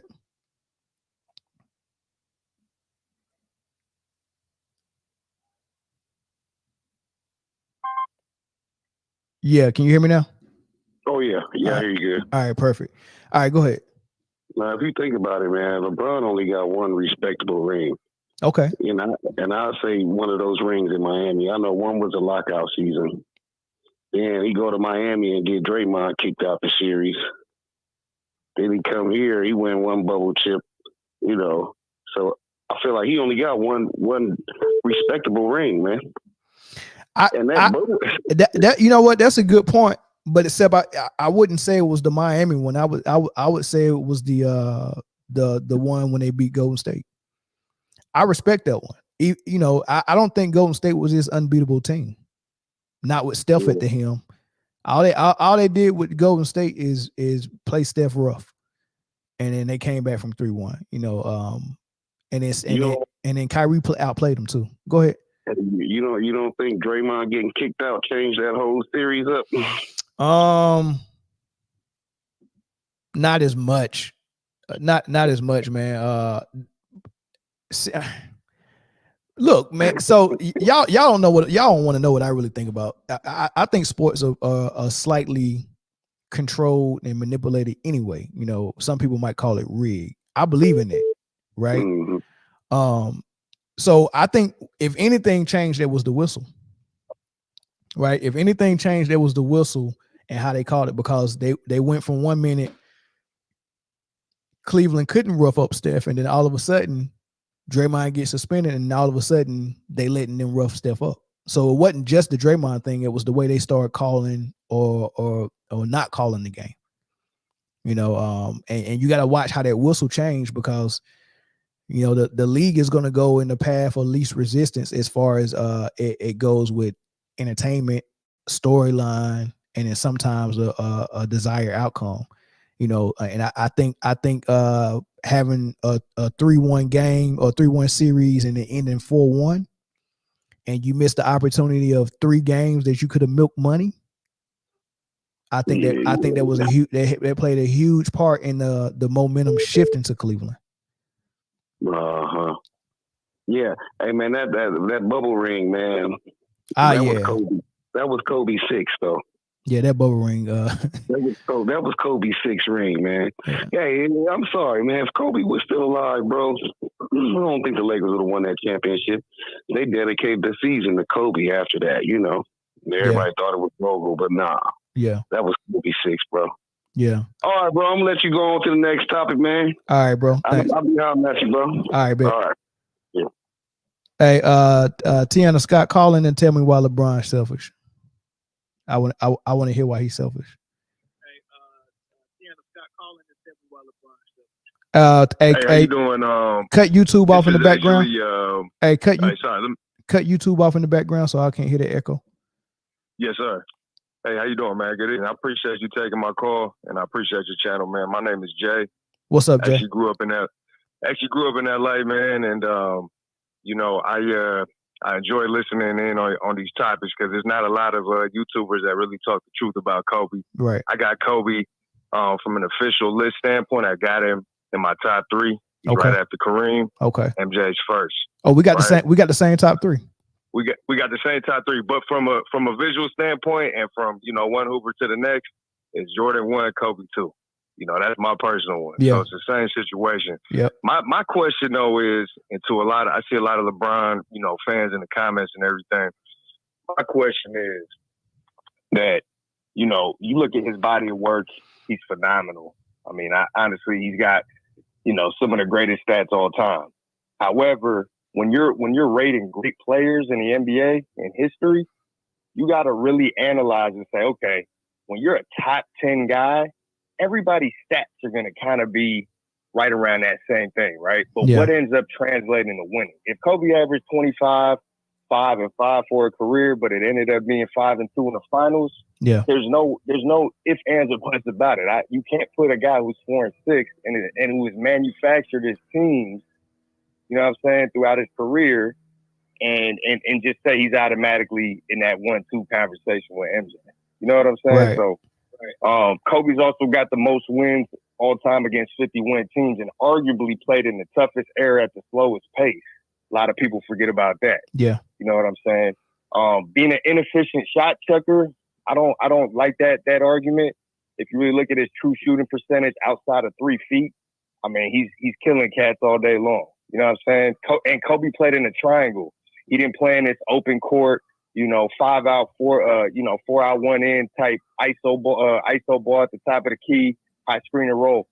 My man, 2 calls earlier, he also said, he made a good point. He said, hey, just because you pass somebody the ball, it doesn't mean that you making them better. LeBron has actually not technically made his teammates better. If you a real hooper, you understand this. Yeah. The work, when you become better as a player, it's the work off the court. When you're working out in the off season and all that. Who does that? Who gets their teammates to do that? Jordan, Kobe. Yep. They made a lot of their teammates a lot better. You know what I'm saying? And got them to the promised land. You know what I'm saying? Kobe won 5 championships. He won 3 with Shaq. We can't call Shaq no Scottie. I mean, we can't call Kobe no Scottie Pippen. 100%. He's not no Robin. Yep. you know what I'm saying? Like let's not deny these facts here. And I just think, straight up, I just think it's a lot of infiltration of the media. I hear stuff all day long. Like, I think it's blasphemous that they disrespected my man Kobe, rest in peace. You know what I'm saying? When they talk, his statue came up, and then they came out and said, should LeBron get a statue at Staples? Oh, my God. And Kendrick Perkins said, yeah. And so did Malika Andrews, them little devils. What do you mean? Yeah, you can get a statue for 4 or 5 years of playing for the Lakers and a bubble ring in the in-season tournament. Come on, man. Like, this don't even make sense. Boy, I wish they would do that. Yeah, man. I mean, as a kid growing up, man, like my mom let me ditch 4th grade to go to the 01 Lakers parade when they beat the Sixers. And you know what I'm saying? It's just like, I'll be honest, I didn't want Bron to come to the Lakers. I liked our young core. We had Lonzo, we had B.I., we had Julius Randle, we had Josh Hart. Like, I wanted us to build. I thought we was gonna be like, similar to the Warriors and just kind of build through the draft. You know what I'm saying? Work it like that. Which is what OKC doing. Yes, sir. Yes, sir. And so, I mean, it's unfortunate, and it's kind of tough to see what's going on. But I love this channel, man. A lot of respect, a lot of love to you. Please keep, spreading the right word, because there's not a lot of cats out there that are speaking the real story. They got these false narratives out here, man. Yeah, for sure, man. Thanks for the call, man. Appreciate it, brother. All right. Tiana Scott, man, I'll take one last call if you call in to tell me why LeBron's selfish. I got female viewers that's real shy to call in, man. I don't know why y'all be scared to come talk basketball. Y'all know the game just like we know it. LeBron has cheated the game all his career. Please, NBA, let's move on. All right, man. So we'll move on, man. So I've been talking about the Dallas Mavs all season. Well, no, I've been talking about the Dallas Mavs for the last 3 seasons, right? Because that's another false narrative that they keep getting tossed around about Luka and his greatness. And he is great. He is a great player. He is easily one of the top 10 to 12 players in the league right now. Statistically, he is one of the top 3 best players in the league, just stats. But if I'm just grading him as a player, I got to grade both ends of the floor. I got to grade every single thing. And I got to take his stats with a grain of salt, because I know what he's doing to get his stats. I know he's playing a style of basketball in an era of basketball that is wide open for you to just go get those stats, right? And the way he get his stats alienates teammates. It's not the best basketball you can play in terms of winning. It doesn't utilize his co-stars and role players well, and it restricts everyone. This is basically what I was talking about earlier and the opposite thing about the triangle offense and Kobe Bryant. Just imagine if Kobe Bryant played in the offense where they said, give Kobe the ball, everyone else stand at the 3-point line and set screens for him and be ready to catch and shoot. His stats would be unreal. Like Kobe Bryant's stats would be unreal. Thank God that Phil Jackson was there to say, this isn't winning basketball. We're going to put you off the ball. We're going to actually install an offense, and you're going to play within an offense, right? That is winning basketball. What Dallas is doing is not winning basketball. That is basketball that is there for Luka to get his stats, and it's selfish. So I'm going to play for you what Grant Williams said, because he just got traded. They bought Grant Williams in this summer, gave him a good paycheck to leave Boston, right? He shows up. The first 5 or 6 games they playing, they looking lights out. Grant Williams can't miss. Luka can't miss. Tim Hardaway couldn't miss. Threes flying everywhere. They had the number 1, or maybe they had a top 3 offensive rated offense in the league. Everything was looking good. It was the honeymoon phase, right? And then the bottom fell out, right? That honeymoon phase always looked good. They're in the honeymoon phase now because they just did a trade. They got Gafford in. They got PJ Washington from Charlotte. And they just smoked OKC, and they beat somebody last night, and they looking real good. It's the honeymoon phase. This is the same thing that happened at the beginning of the season with Scott and other new guys, right? So I'm looking for them to actually come back down to earth pretty soon. But I gotta watch what they're playing, how they're playing, because Kyrie's back now. So I got to see if Luka is actually off the ball more, and if they're playing more of a team ordering offense. But I want to play for you what Grant Williams said. The first game in Charlotte, which he's from Charlotte, his first post-game interview, and they asked him about how he feel to be in Charlotte. This is what he said. What did tonight feel like for you personally, and also on the court as well? It feels great. You come to a team, you don't know what to expect, and everybody was very welcoming. It's a city that I grew up in. It's great to get a win for the city and really play for the jersey, that's across your chest, not the one on your back. So I was fortunate to be part of a team that really wanted to win. And it was super exciting. The play style was fun. Everybody touched the ball. Everybody was able to move, cut, knock down open shots, and we trusted one another. A team that had never played with each other or practiced with one another. Every single person seemed like they had each other's back. So it was a special night. My family was here to be able to support me. I'm fortunate to be able to be in Charlotte, the city that I, love, and I'm blessed to be here. He said he said it's nice to play for a team that plays for the name on the front of the jersey and not the name on the back of the jersey. Then he said it was good to be in this offense. Everyone shared the ball. The ball was moving. Everyone touched it. They was playing more of a team ball. That's a direct shot at the Dallas Mavericks and Luka Doncic. I know it is, right? I know it is, right? Direct shot, because that's how they play. JaVale McGee said the same thing. Christian Wood said the same thing. Hell, Jalen Brunson, he didn't say it out of his mouth, but his representation said the same thing. Nobody wants to sit and watch Luka do this. And he said they're not playing for the jersey or the name on the front of the jersey. They're not playing for Dallas. They're playing for the name on the back. They're playing for Luka. And how do I know they're playing for Luka? Is because that's all they talk about. Luka just did a podcast with JJ Redick on his podcast. And he asked him about the MVP. Do you want to win it? And Luka said, of course, everyone wants to win MVP. I want to win MVP. He has that in the back of his mind. You can't find a winner. And we'll go keep using Kobe and Michael Jordan as an example. You can't find a winner that's doing an interview and get asked about the MVP, and their answer is not, I just want to win. Right? That's the real answer I want from my leader. Do you want the MVP?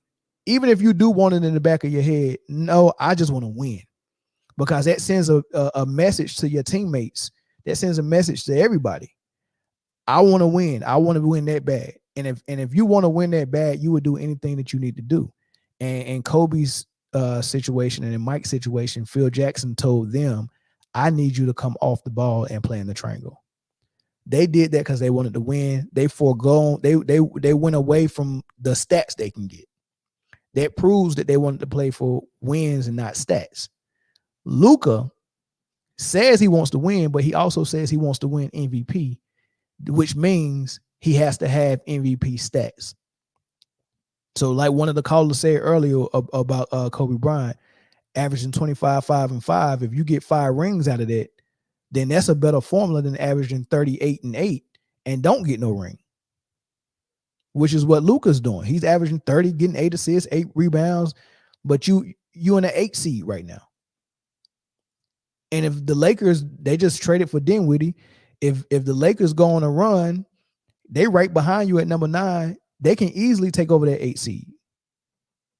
And if Luka, who usually gets hurt, and Kyrie usually gets hurt, if they get hurt again and they go on another stretch where they drop 4 games in a row, they can drop out of the play-in.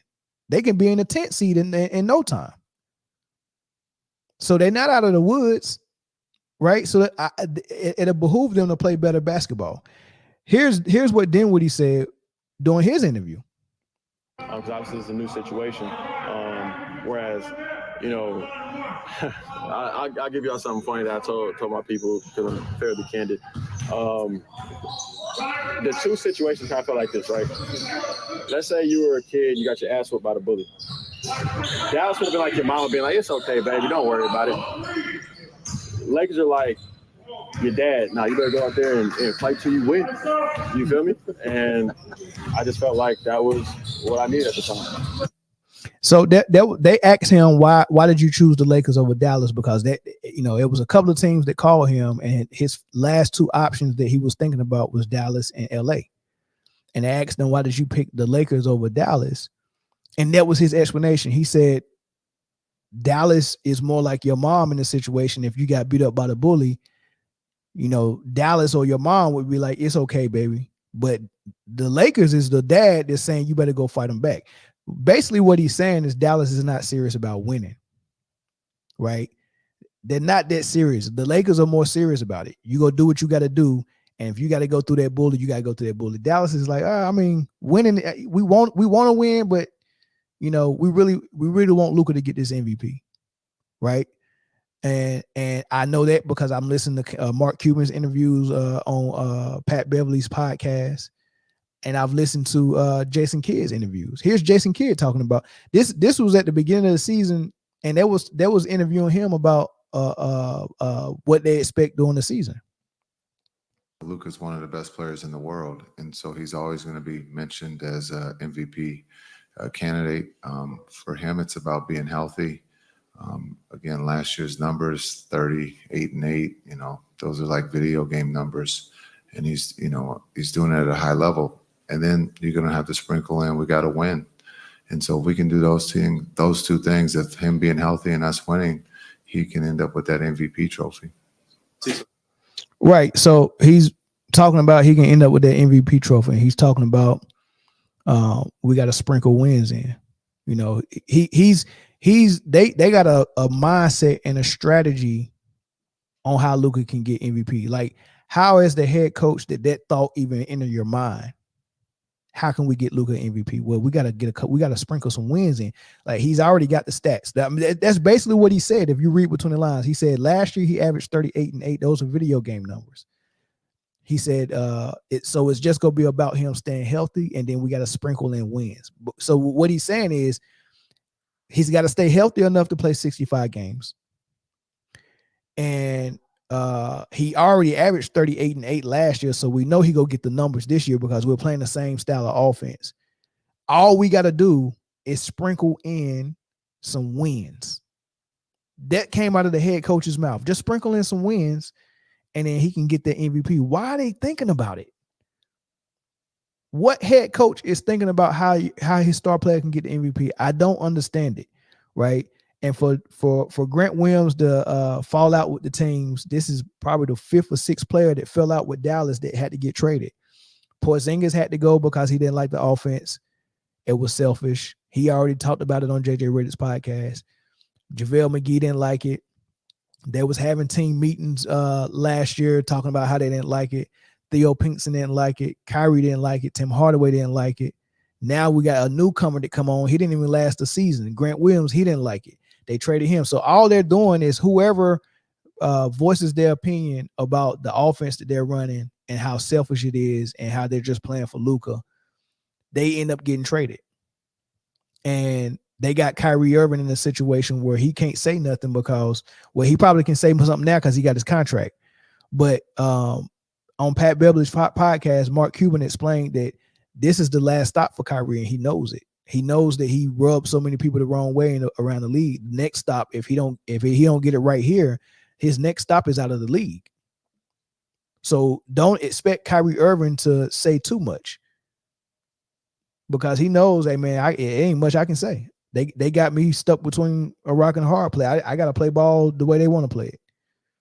So they're playing for Luka, and I just think it's just a horrible thing for them to do, man.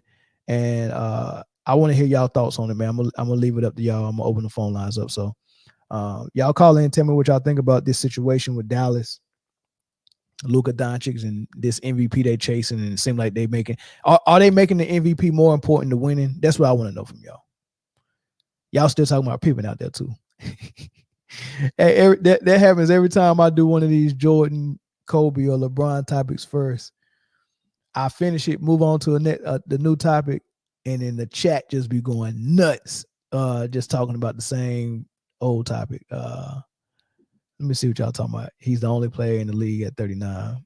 Hey, that just mean he need to get out the league then.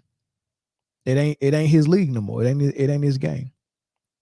At 40, Bron is taking everyone's touches while destroying the Lakers franchise. I agree.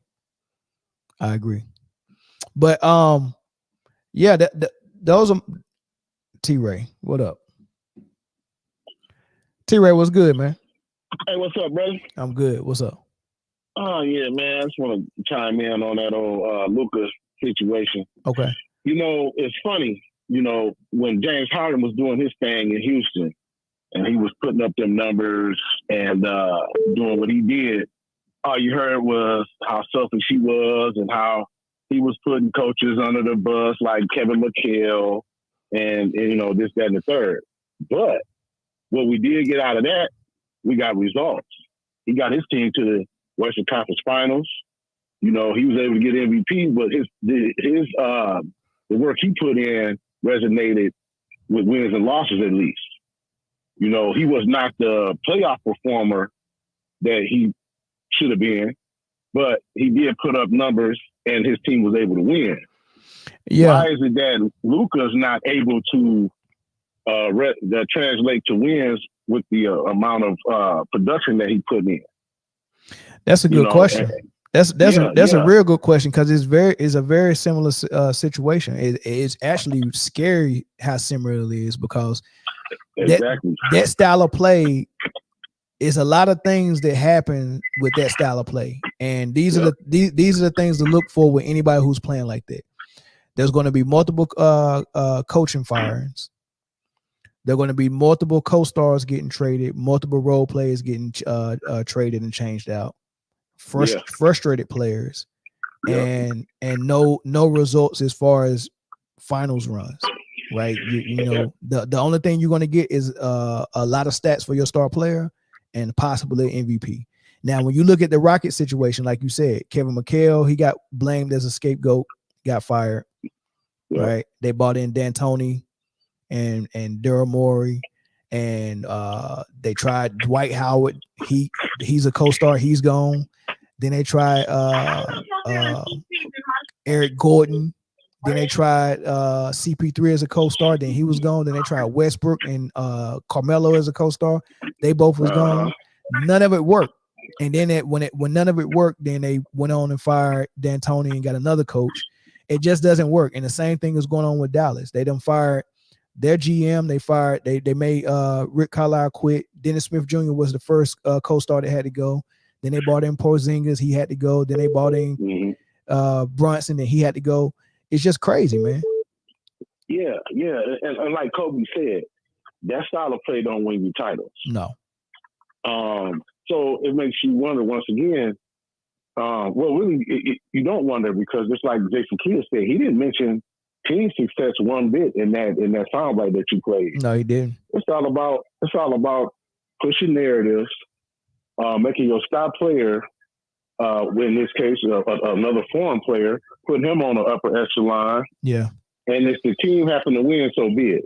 If not, then At least we got MVP out of it. And I don't think And they it's think they sad. can win a championship. I think they only want the wins so it'll look better on Luka's resume for MVP. Yes, exactly. It's like they don't even care. Like, to me, tell me what you think about this. Mark Cuban, he was so ecstatic to get the one title he got that he didn't care about winning after that. I mean, he's put together teams. He's did some things in terms of that. But overall, if they don't ever win again, it's not he ain't pulling his hair out at night. You know, the bottom dollar still getting made. Yep. And he got a guy that, you know, seems like he putting in seats there in Dallas, so he really don't care about winning the league. And he probably making money hand over fist because he's selling Luka tickets, or not Luka tickets, but Right. Luka jerseys in America and in Slovenia. Yeah, exactly. And that's what this game is about now. Yeah. It's a corporate situation, and the bottom dollar is gonna supersede sacrificing to win titles or whatever. Yeah. And you know that's the main problem with sports today. Yep. So yeah. I just wanted to touch on that, man. It's just it's ironic to me how, you know, what was good for Luka it wasn't good for Harden just 4 or 5 years ago. Yeah, I agree. Yeah. Yep. All right, bro. Yeah, Thanks. bro.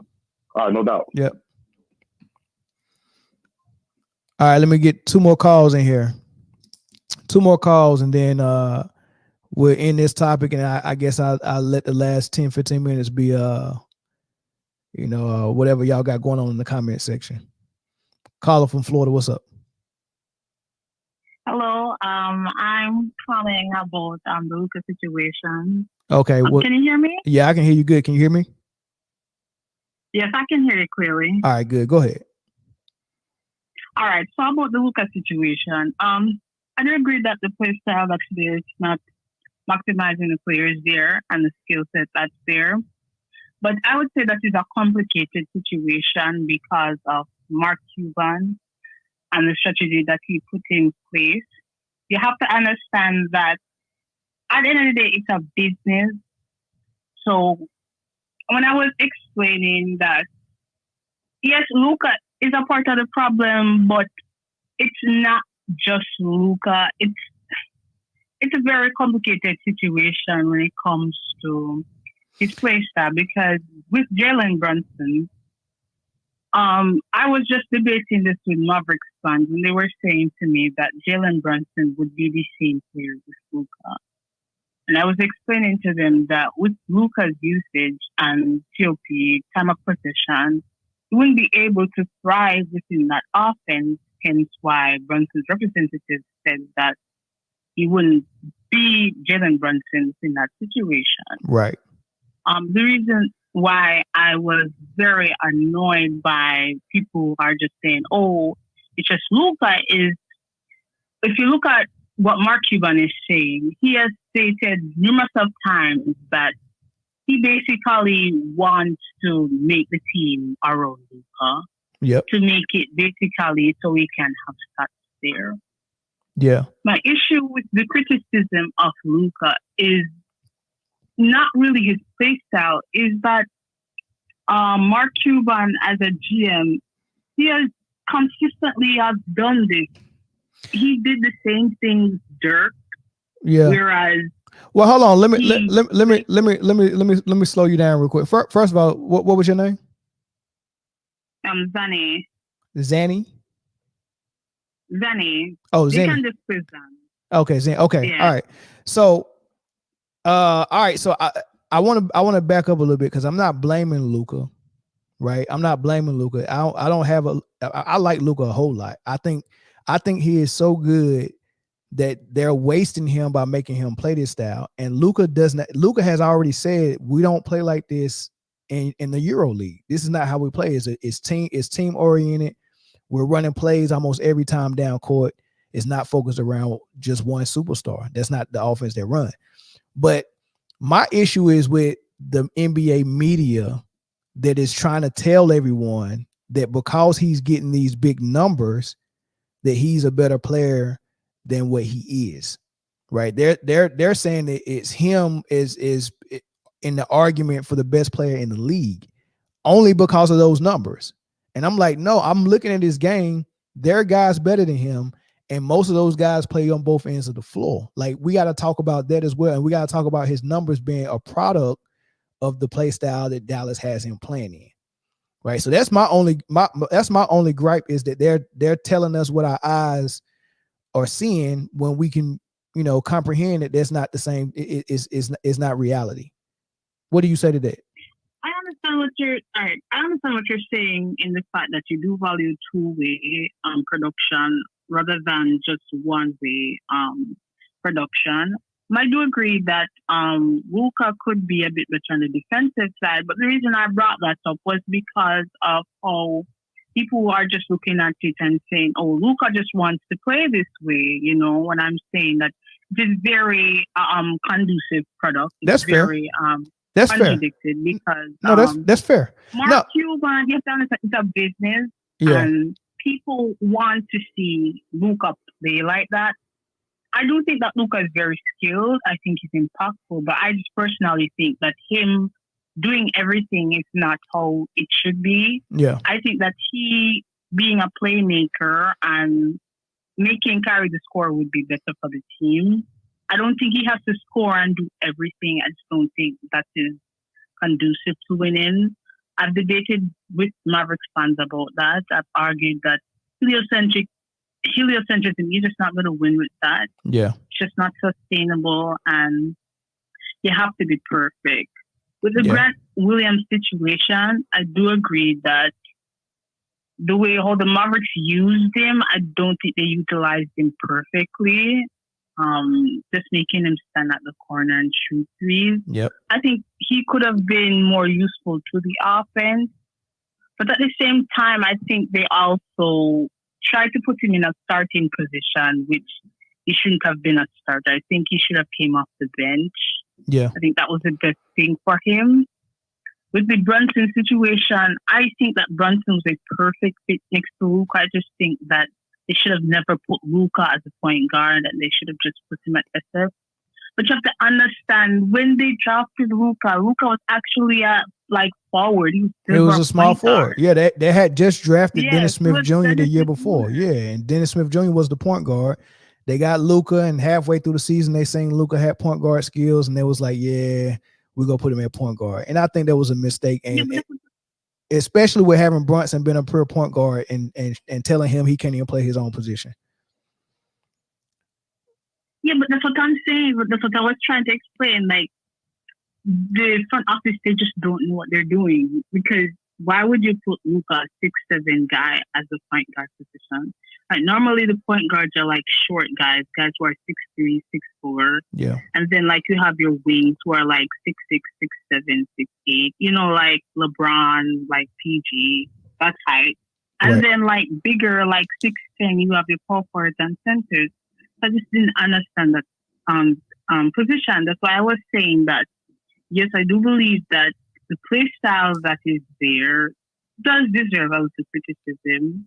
The James Harden, the previous caller, I do believe the reason why he got criticism was because people are saying that he didn't perform very well in the playoffs.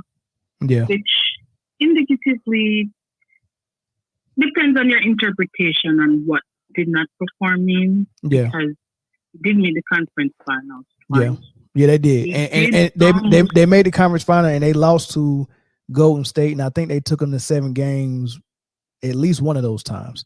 You know what I mean? And CP3 got hurt. Yeah. So I mean, and Houston had the number 1 record in the West one of those years as well. So James Harden was doing just fine with how they was playing, but we just knew it wasn't sustainable, man. But I appreciate the calls in, and I lock you in, so I know next time you call in, man. So thanks for the call.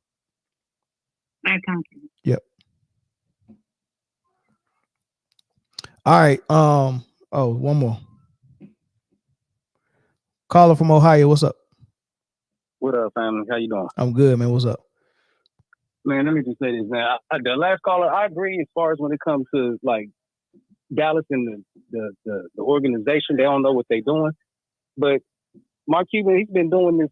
He's been having this same pattern anyway, where he's not really a winner. He's never been a winner. He's just all about the face and keeping the money flowing in. Yeah.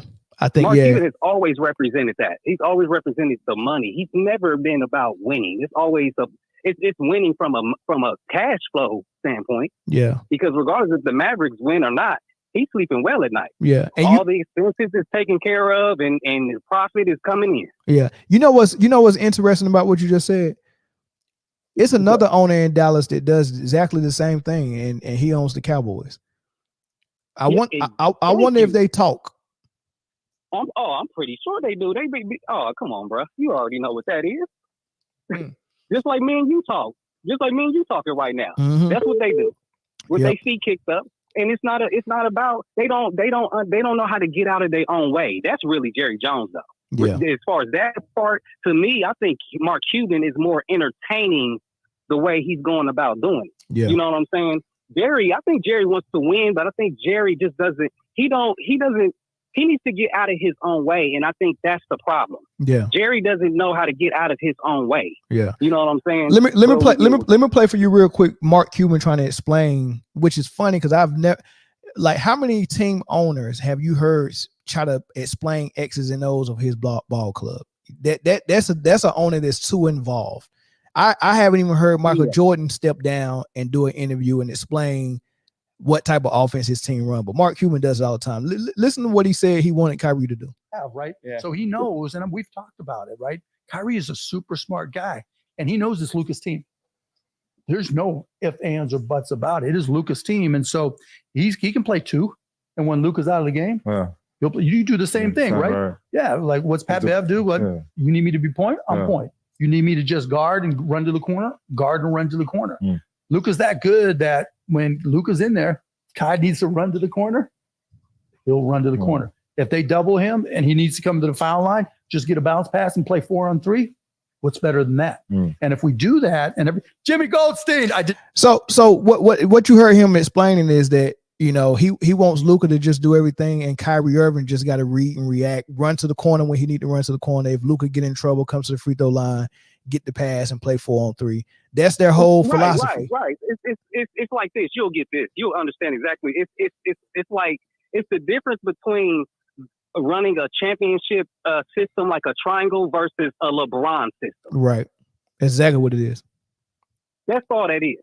Because it's just follow this, and then another thing that I peep from you playing that is that it was all about Luka. Yeah. Oh yeah, he knows that Luka this and Luka that and Luka, which proves what Grant said when he talked about the jersey. Yep. It's not about on the front; it's about what's on the back. You know what I'm saying? This is all about money. Yep. And this is another thing too. And I did not want to go here, but it's just the reality. All of this stems from LeBron James. Yeah, that's his play style. Yes, but this is what I fear, because I called you a while ago, bro, about Kobe, and I was telling you about how like why is it that everybody is just afraid of success? Why is it like what's the fear of that? And for me, it's like. What we're witnessing right now is what I fear when it came to the whole LeBron trying to push this narrative of him in your way. And you said it earlier, as far as how following what the greats do, as far as like you take what they do and you elevate it. You know what I'm saying? It's always about going to that next step, that next level. You climb the stairs to get to that next level. When it was LeBron's turn, he said, "No, I'm gonna take the elevator." Yep. With Tamia and Tamara and try to figure out which one is the cutest. That was hilarious, bro. You gonna make the Hall of Fame off that. That was clever. I never thought of that. I am using that. That was hilarious, bro. You are a legend. People subscribe because that, bro. When you said that, I was like, wow. It made it make sense though, right? No, but this is why I love analogy, because you can use that with a lot of things. You get what I'm saying? Yeah. That's what made that was masterful, bro. I give you a props for that. But that's but it's not to get off the topic though. But that's the problem that I have with the league, as far as what they was pushing with ignoring Kobe and his mindset and saying, "Oh, we're gonna go with this guy right here who's more like Mark Cuban," or like what Dinwiddie said, where it's the versus your mom being like, "Oh, it's okay," or "whoopsie woo," versus get your ass out there and fight.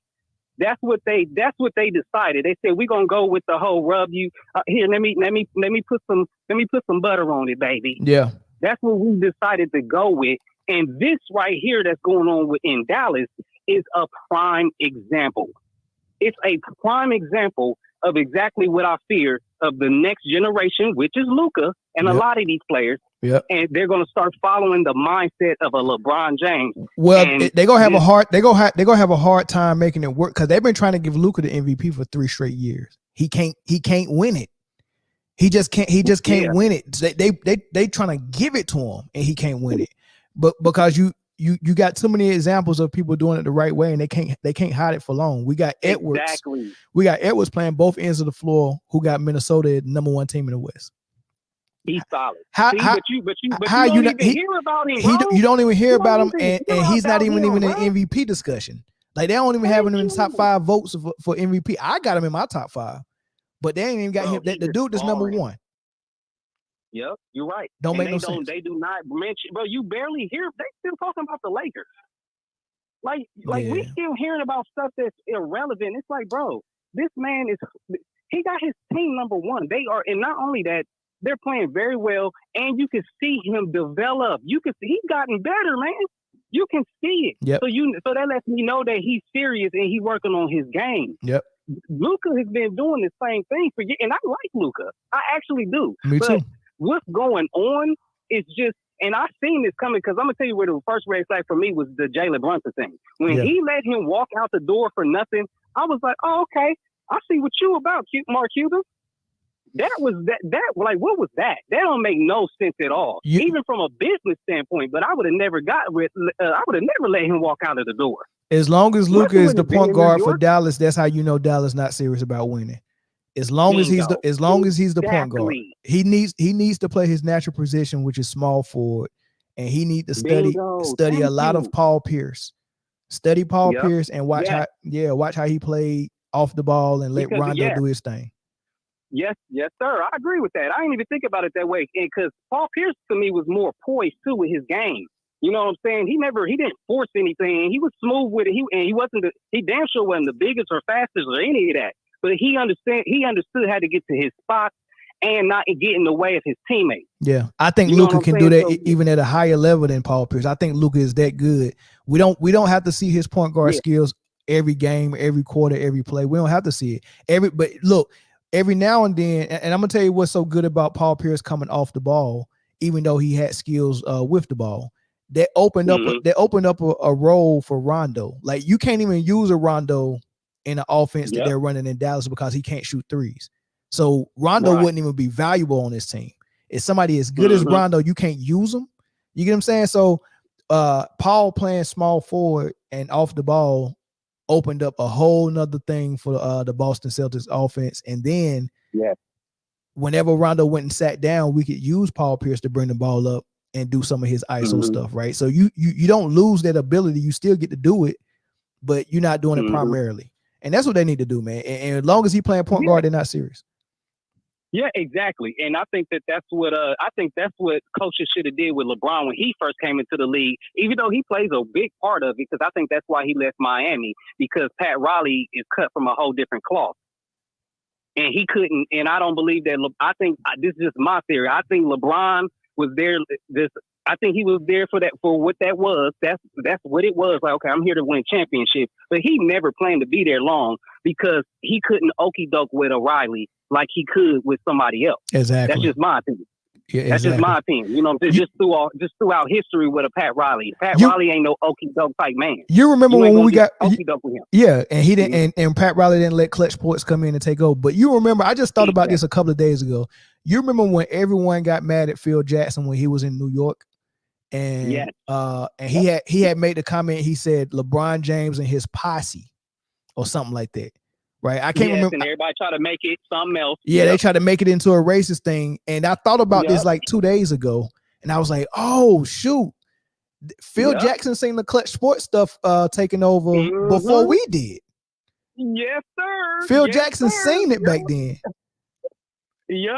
And we didn't get it. It's been going on. We didn't get it. Exactly, and I didn't even hear your I missed your show. I don't know if you did it so far as about the Kobe statue and stuff. I'm gonna have to go back and listen to it, but I didn't know if you had if you said anything as far as about LeBron not being there. I'm just gonna throw this in there real quick. I absolutely did. Yeah. It's on a full episode, and I think a clip of it. I got it scheduled to drop tomorrow morning, man. So okay, I'll do that. I ain't gonna intertwine this with that, but yeah, man, for me, that's the problem is this whole LeBron thing that they're trying to do. I don't like, it doesn't work. LeBron is I call it a neutral position of basketball. You are literally you can do a little bit of a point guard, a two guard, a power forward, and a center. You have a piece of all of them as far as in what you can do on the court. But what I think they messed up with is that they said you are going to be the center of everything, and it's like you can't do that because now you just took away you made everybody else positionless. Yeah, you can't do that. Yeah, and that's you giving the harder burden. You giving the harder burden of the role players to adjust, and you giving the easier burden to your best player. It's supposed to be the opposite. Your best player is supposed to be so good that he can adjust, and you make it easier for your role players where they don't have to read and react off of you. You react off of you with the offense install. Other thing I say about this, right? LeBron, I lost the thought. Let me say, it's all right, bro. We getting deep. That's all it is. Because we love this game, bro. That's all it is. I take this shit. Excuse me. I take this serious, man. I love this game. That's why I respect Kobe so much. You know what I'm saying? Because he took it serious, and I don't want the next generation to come in okey doking about it, bro. Like we grew up watching basketball. A lot of this for a lot of us that's listening to this, basketball was our first love, bro. Yep, exactly. That's what we love, you know what I'm saying, growing up, bro. That's, you know what I'm saying? And that was me. So I take it seriously, regardless if I have something to do with the league or not. I love the sport because I understand the game. Yep. It's deeper than just, it's not a game. It's a lot of life lessons in it. Yep. You know what I'm saying? So for me, it's just, I think now it's a circus. It's not even really about being the best you, and coming together as individuals, being in building something bigger than yourself. You get what I'm saying? Yeah. It's all just a party. It's like an event. And I don't respect that. And I think that a lot of that when it came to LeBron and like you said with the posse and all of that stuff, he just built this whole. It's like he built another league to wrap around the NBA. You just jogged my memory what I was gonna say, and I'm gonna say this, and then I'll let you respond, and then you go. So, what the way LeBron plays, the way Luka is copied LeBron, and the way Harden and Westbrook tried to copy LeBron. What it really was, like a lot of people think that LeBron was leading those teams, but what LeBron was doing is exactly what Luka is doing right now, which is not winning basketball. You can't win that way, right? So what he did was get players so good beside him that he can continue to play that way while the other players actually win the game for him. And that's exactly what Jason Kidd explained. He was like, yeah, Luka can get that MVP if we can just get a couple of wins. So he's putting a burden on his teammates to get the win, and all Luka got to do is to go get the stats. Yep. That's weak, bro. Yep. And that's why LeBron had to keep that, and that's why LeBron needs a co-star who scored just as good as Kobe. Imagine this: Kobe Bryant is one of the best players we ever seen. LeBron's supposed to be one of the best players we ever seen, but LeBron is getting a player that scores just as well as Kobe to be his co-star, and then he's getting a player that scores just as good as Pippen to be his third guy. So he's getting a Kobe and a Pippen to go with him. right? That's why he's overkill. eliminated. Right, that's why he's overkill. eliminated from the GOAT conversation. He should never be in it, bro. And I think LeBron's a great player, but he should never be in it. Nah, I'm he gonna let should. you continue though, bro.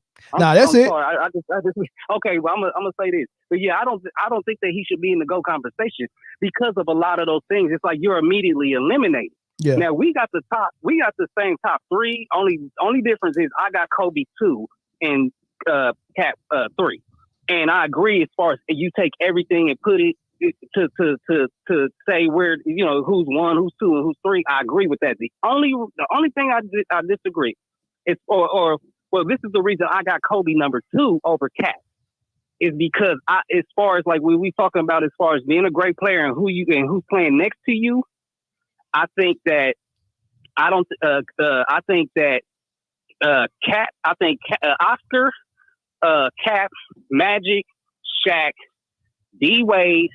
I even say Chris Bosh. Who else? Is that it? I throw Kyrie even in there. I would say they all are better than Pau Gasol as far as from just a player standpoint. Yeah, I would say that. If it was, yeah. So and Kobe won with him twice, back to back, and he went to 3. So that's the only reason that I put him above Cat. That's the only reason. Because to me, he's the only player to do that. Yeah, G24D said Wade, Bosh, Kyrie, Love, Ray Allen, Anthony Davis, Dwight Howard, and Rondo. No, it's like damn, bro, what is that? Like, and that's all played through that LeBron played with, and y'all calling him the second greatest player of all time, and really they started to say the GOAT. I'm like, man, y'all. I lost all respect for a lot of them talking heads, bro. I'm like, man, stop it. For sure. Yeah, we already know what it is, man. They doing it for their job. They probably getting a check. Yeah, they doing it for their job. Well, look, I'm gonna let you go. I'm gonna take more phone calls because I see a lot of LeBron fans here. I want them to call in before I end the show. Hey, what's your name so I can say your number? What's your name? My name is Ronnie, man. All right, Ronnie. I'm gonna lock you in. I like you in too, brother. You gonna live a long time, man. You have a good one. All right, big dog. All right, yep. All right, let me get somebody that disagree. Let me get somebody who actually like the style that Luka plays, or somebody who like the style that LeBron plays to call in and tell me why I got it wrong yet. Because I'm not perfect. I can be corrected if I get something wrong. So let me get a LeBron or a Luka guy to call in, or LeBron or a Luka girl, to call in. Either or. Y'all in the comment section. I see y'all. So. Tiana Scott said Curry probably got dirt also. just haven't been caught yet. Oh, we talking about PEDs now? We talking about PEDs now, man. Golly. All right. So no phone calls on the Luka thing. So we got 5 or 10 more minutes before I end the show, man.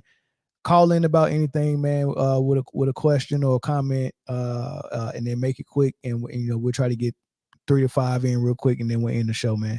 I appreciate everybody rocking with us this long, man. It's a over 2 hours, man. That's a long time to be up here. Caller from Illinois, what's up? Hi, this is Shay J. Oh man, you tried to call in earlier. What's up now? I did. It's okay. I went to voicemail. How are you? How you doing? I'm good. How you? I'm good. Okay. I'm not going to take you off topic too much, but it's fine. You anything. I'm already done with those topics. Yeah. So anything. Okay, thank you. Because earlier when you made a good point, but I was in the car driving and I couldn't call in, and then you made a comment about, first and foremost, I'm from Chicago, born and raised. Sorry to hear that. And didn't get right. And as a youngin, we had tickets to the Bulls, season tickets. I saw all those games. Yep. So just put it out there. But you made a comment, and it was about Kobe and Chicago fans specifically not giving Kobe his credit. Mm-hmm. I agree. And I was guilty of that initially because in my mind, I'm like, oh my God, he reminds me of Mike. Because we used to call him Mike back in the day. Not MJ. We called him Mike.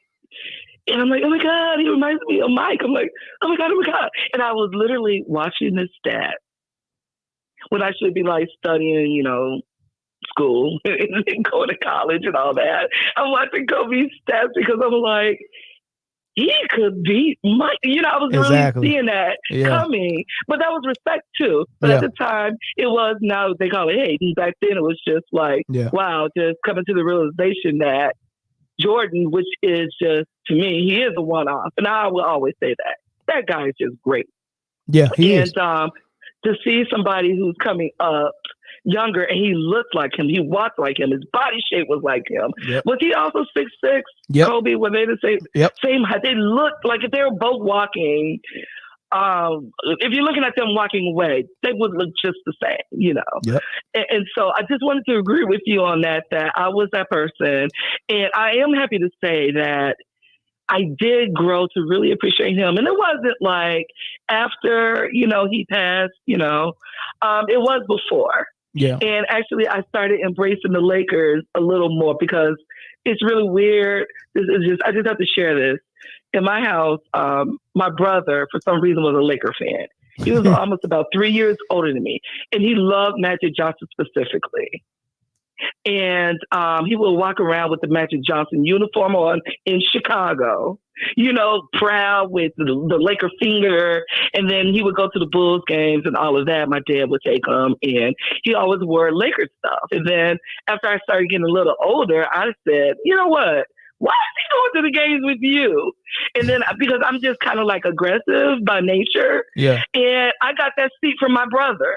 And then the agreement was, well, when we play the Lakers, your brother will go, and then you can go to whatever game you want to go. So I'm like, okay, cool. Because I didn't like the Lakers anyway. So I'll let my brother go to the one game. But guess what? What? I lost big time. Who do we play the first time we went to this finals? The Bulls. They played the Lakers. And I had to watch it from home. I was begging my father. I said, well, can I go? He's like, no, wait, that was when Kobe was on the Lakers? No. When Magic. Oh, when Magic. Jordan Okay. played Magic. Okay. And then I got to get my dad to reverse okay. those rules. I was like, wait, I can't go. He said, no, the rules are your brother goes when we play the Lakers, and I had to watch from home. And it was just like sobering. I was like, damn it. But anyway, I really grew to become a Lakers fan. And Magic Johnson, I became a good fan of his. He does a lot of great work in the city of Chicago, philanthropy. And I attended a lot of black tie fairs where he was in attendance. I even bidded and won one of his autographed basketballs. I don't even have a Jordan autographed Jordan ball, but I have an autographed Magic ball. And I'm really grown to learn. You said Magic do a lot of work in Chicago?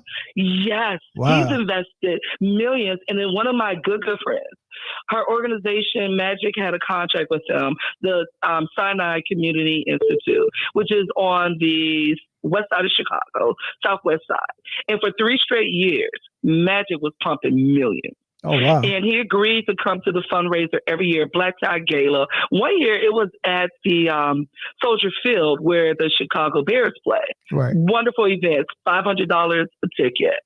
And so I got to meet him a couple of times. Cookie was there one year.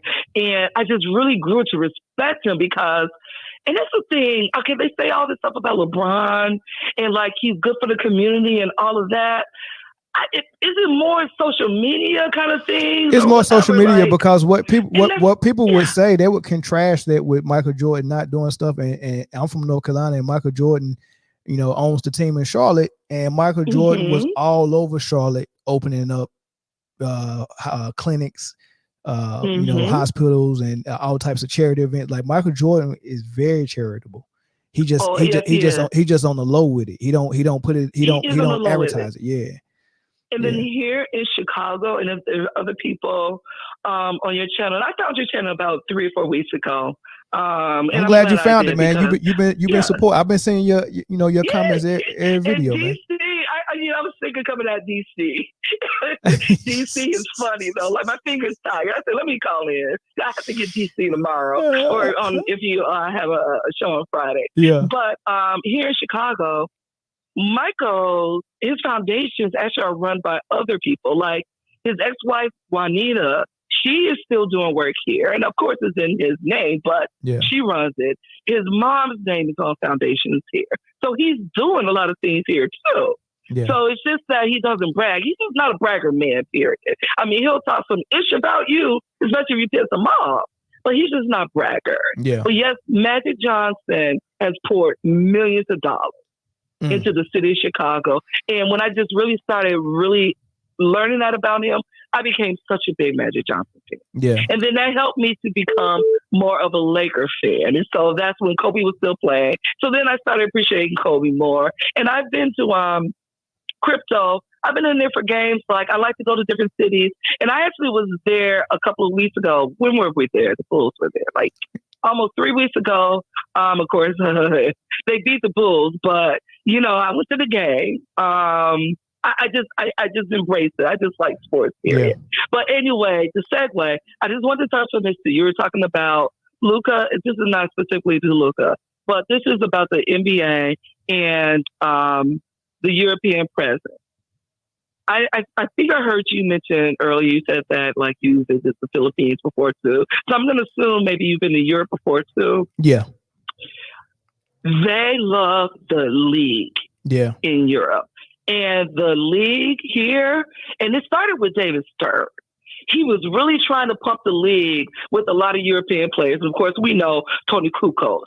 And he was sitting side by side with the Bulls front office when they were trying to find a way to get Tony Kukoc over here. Yep. David Stern was loving it. Yep. He wasn't, which is the reason why Scotty and Mike were so like perturbed by it initially. But when you go to Europe, still, like, I might just have something that just says Chicago on it. And they just start talking about the Bulls. And then Michael Jordan. And then, like, one time I was in Spain. I was in Barcelona. And this was when Derrick Rose was still playing for the Bulls before he got hurt. There were huge posters of Derrick Rose at this store. I'm like, Derrick Rose? Okay, of course I'm loving that. He's from Chicago, playing for the Bulls. I'm in Barcelona. I'm like, what do I know about Derrick Rose? It shouldn't be Michael Jordan, but that's just my point. In Greece, because I was in Greece in August, they love the league. And I think that's another reason why they let Luka get away with a lot of stuff. They really want these Europeans to be successful because they don't want to cut off these dollars. And and they want to keep that love from Europe attached to the league. And so they don't want to do anything to like piss the Europeans off.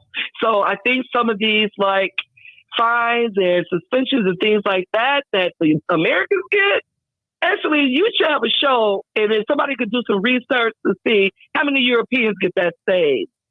You know what? You know what I mean? I don't even want to touch it. I think I might have talked about it before because of something Draymond Green said last year. I think I did do an episode talking about it. It was Yeah. Okay. All right. So then I'm not just pulling it out. I mean, it wasn't specifically about the suspensions. It was just expectations. Period. You know. You know what I mean.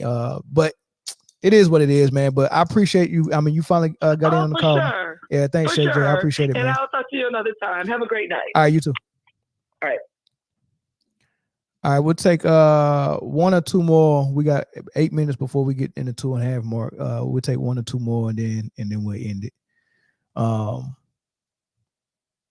Y'all still so this LeBron thing, man, y'all going off about this LeBron thing.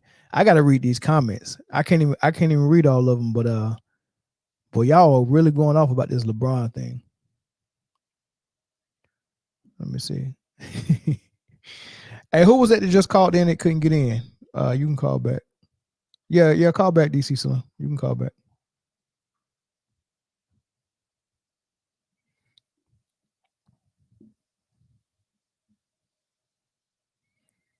Caller from Texas, what's up?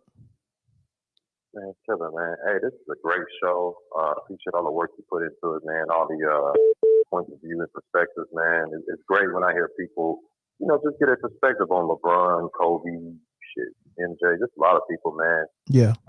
This your first time? This your first time tuning in?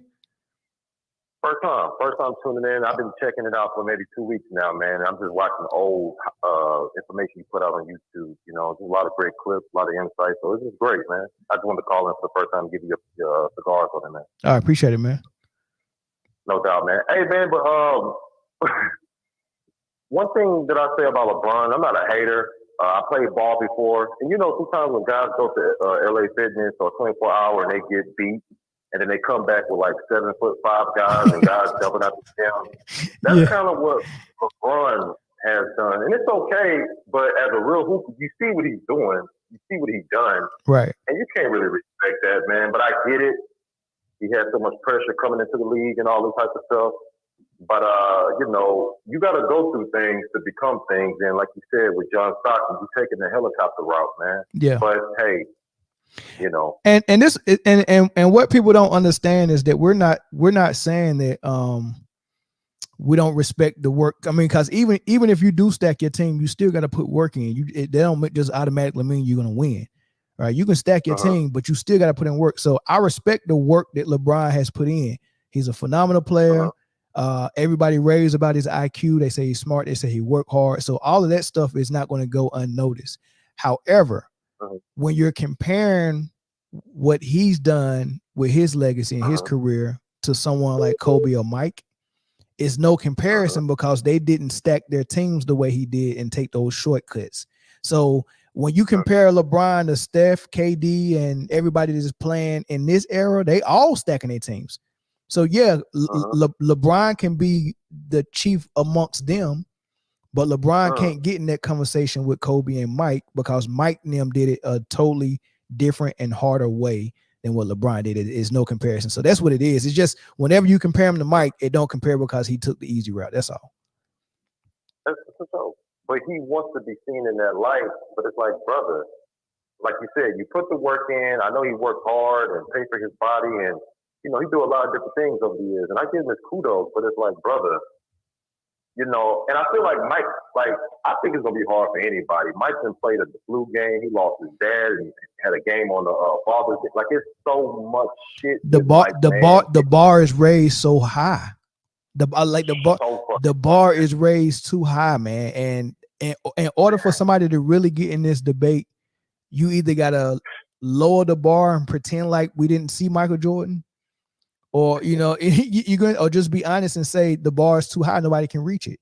Like nobody can reach how good only person who reached how good Mike is Kobe.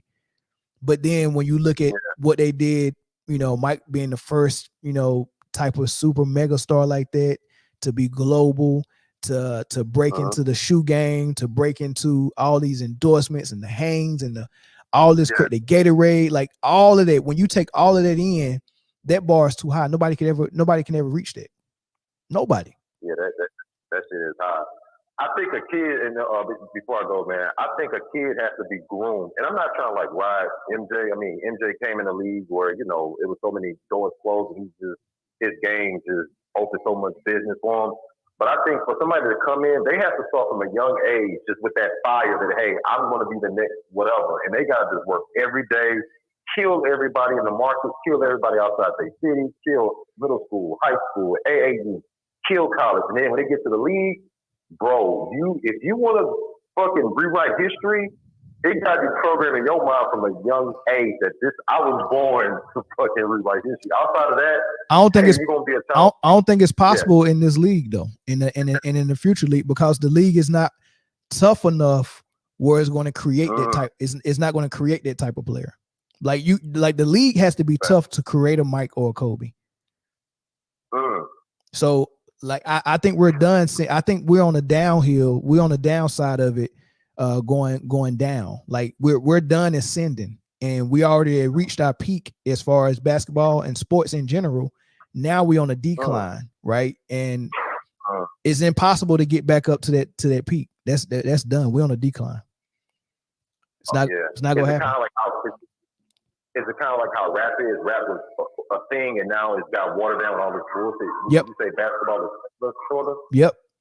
Can't go back to it. You can't go back to it because you have to duplicate the times we were in to get that respect, to get that type of rap again. Like we have to, like, in order for the NBA to get where they was at, players got to be getting paid what Jordan was paid. You know what I'm saying? Like all this $50 million a year stuff is just creating software players, and the rules are creating software players, and like everything is creating lesser versions of what Mike and Kobe was. Damn. Yeah, the environment is different. Like it's like if you got a good garden and you've tend to the soil and you broke the soil up real nice and you plant your seeds, you're gonna get a good offspring. But you know, if you get one of those gardens and you throwing the wrong stuff in it, I'm watering it with soda. You know what I mean? you go get some crop, but it's gonna be different crop. Man, imagine being 7'2" and they don't want you to work on post moves. You gotta shoot a 3 at 7'2" center. That's crazy, man. Man, you Crazy. could, man, you couldn't get David Robinson not to go in the paint. Man, for sure. It's wild, man. Hey, but everybody wants to shoot the ball, and I'm not against it. I'll watch it for entertainment. But you know, LeBron hangs around Jay-Z so much, and Jay-Z want to be the GOAT. And hey, all respect to Jay-Z, but I know those type of minds with the ego and wanting to outdo their peers, that the mentality is, I'm the best, I'm the best, I'm the best. Let me post about being the best. And sometimes, man, you don't got to talk that talk. Just be about your work. And I feel like LeBron is more about, let me tell you, let me show you, let me remind you.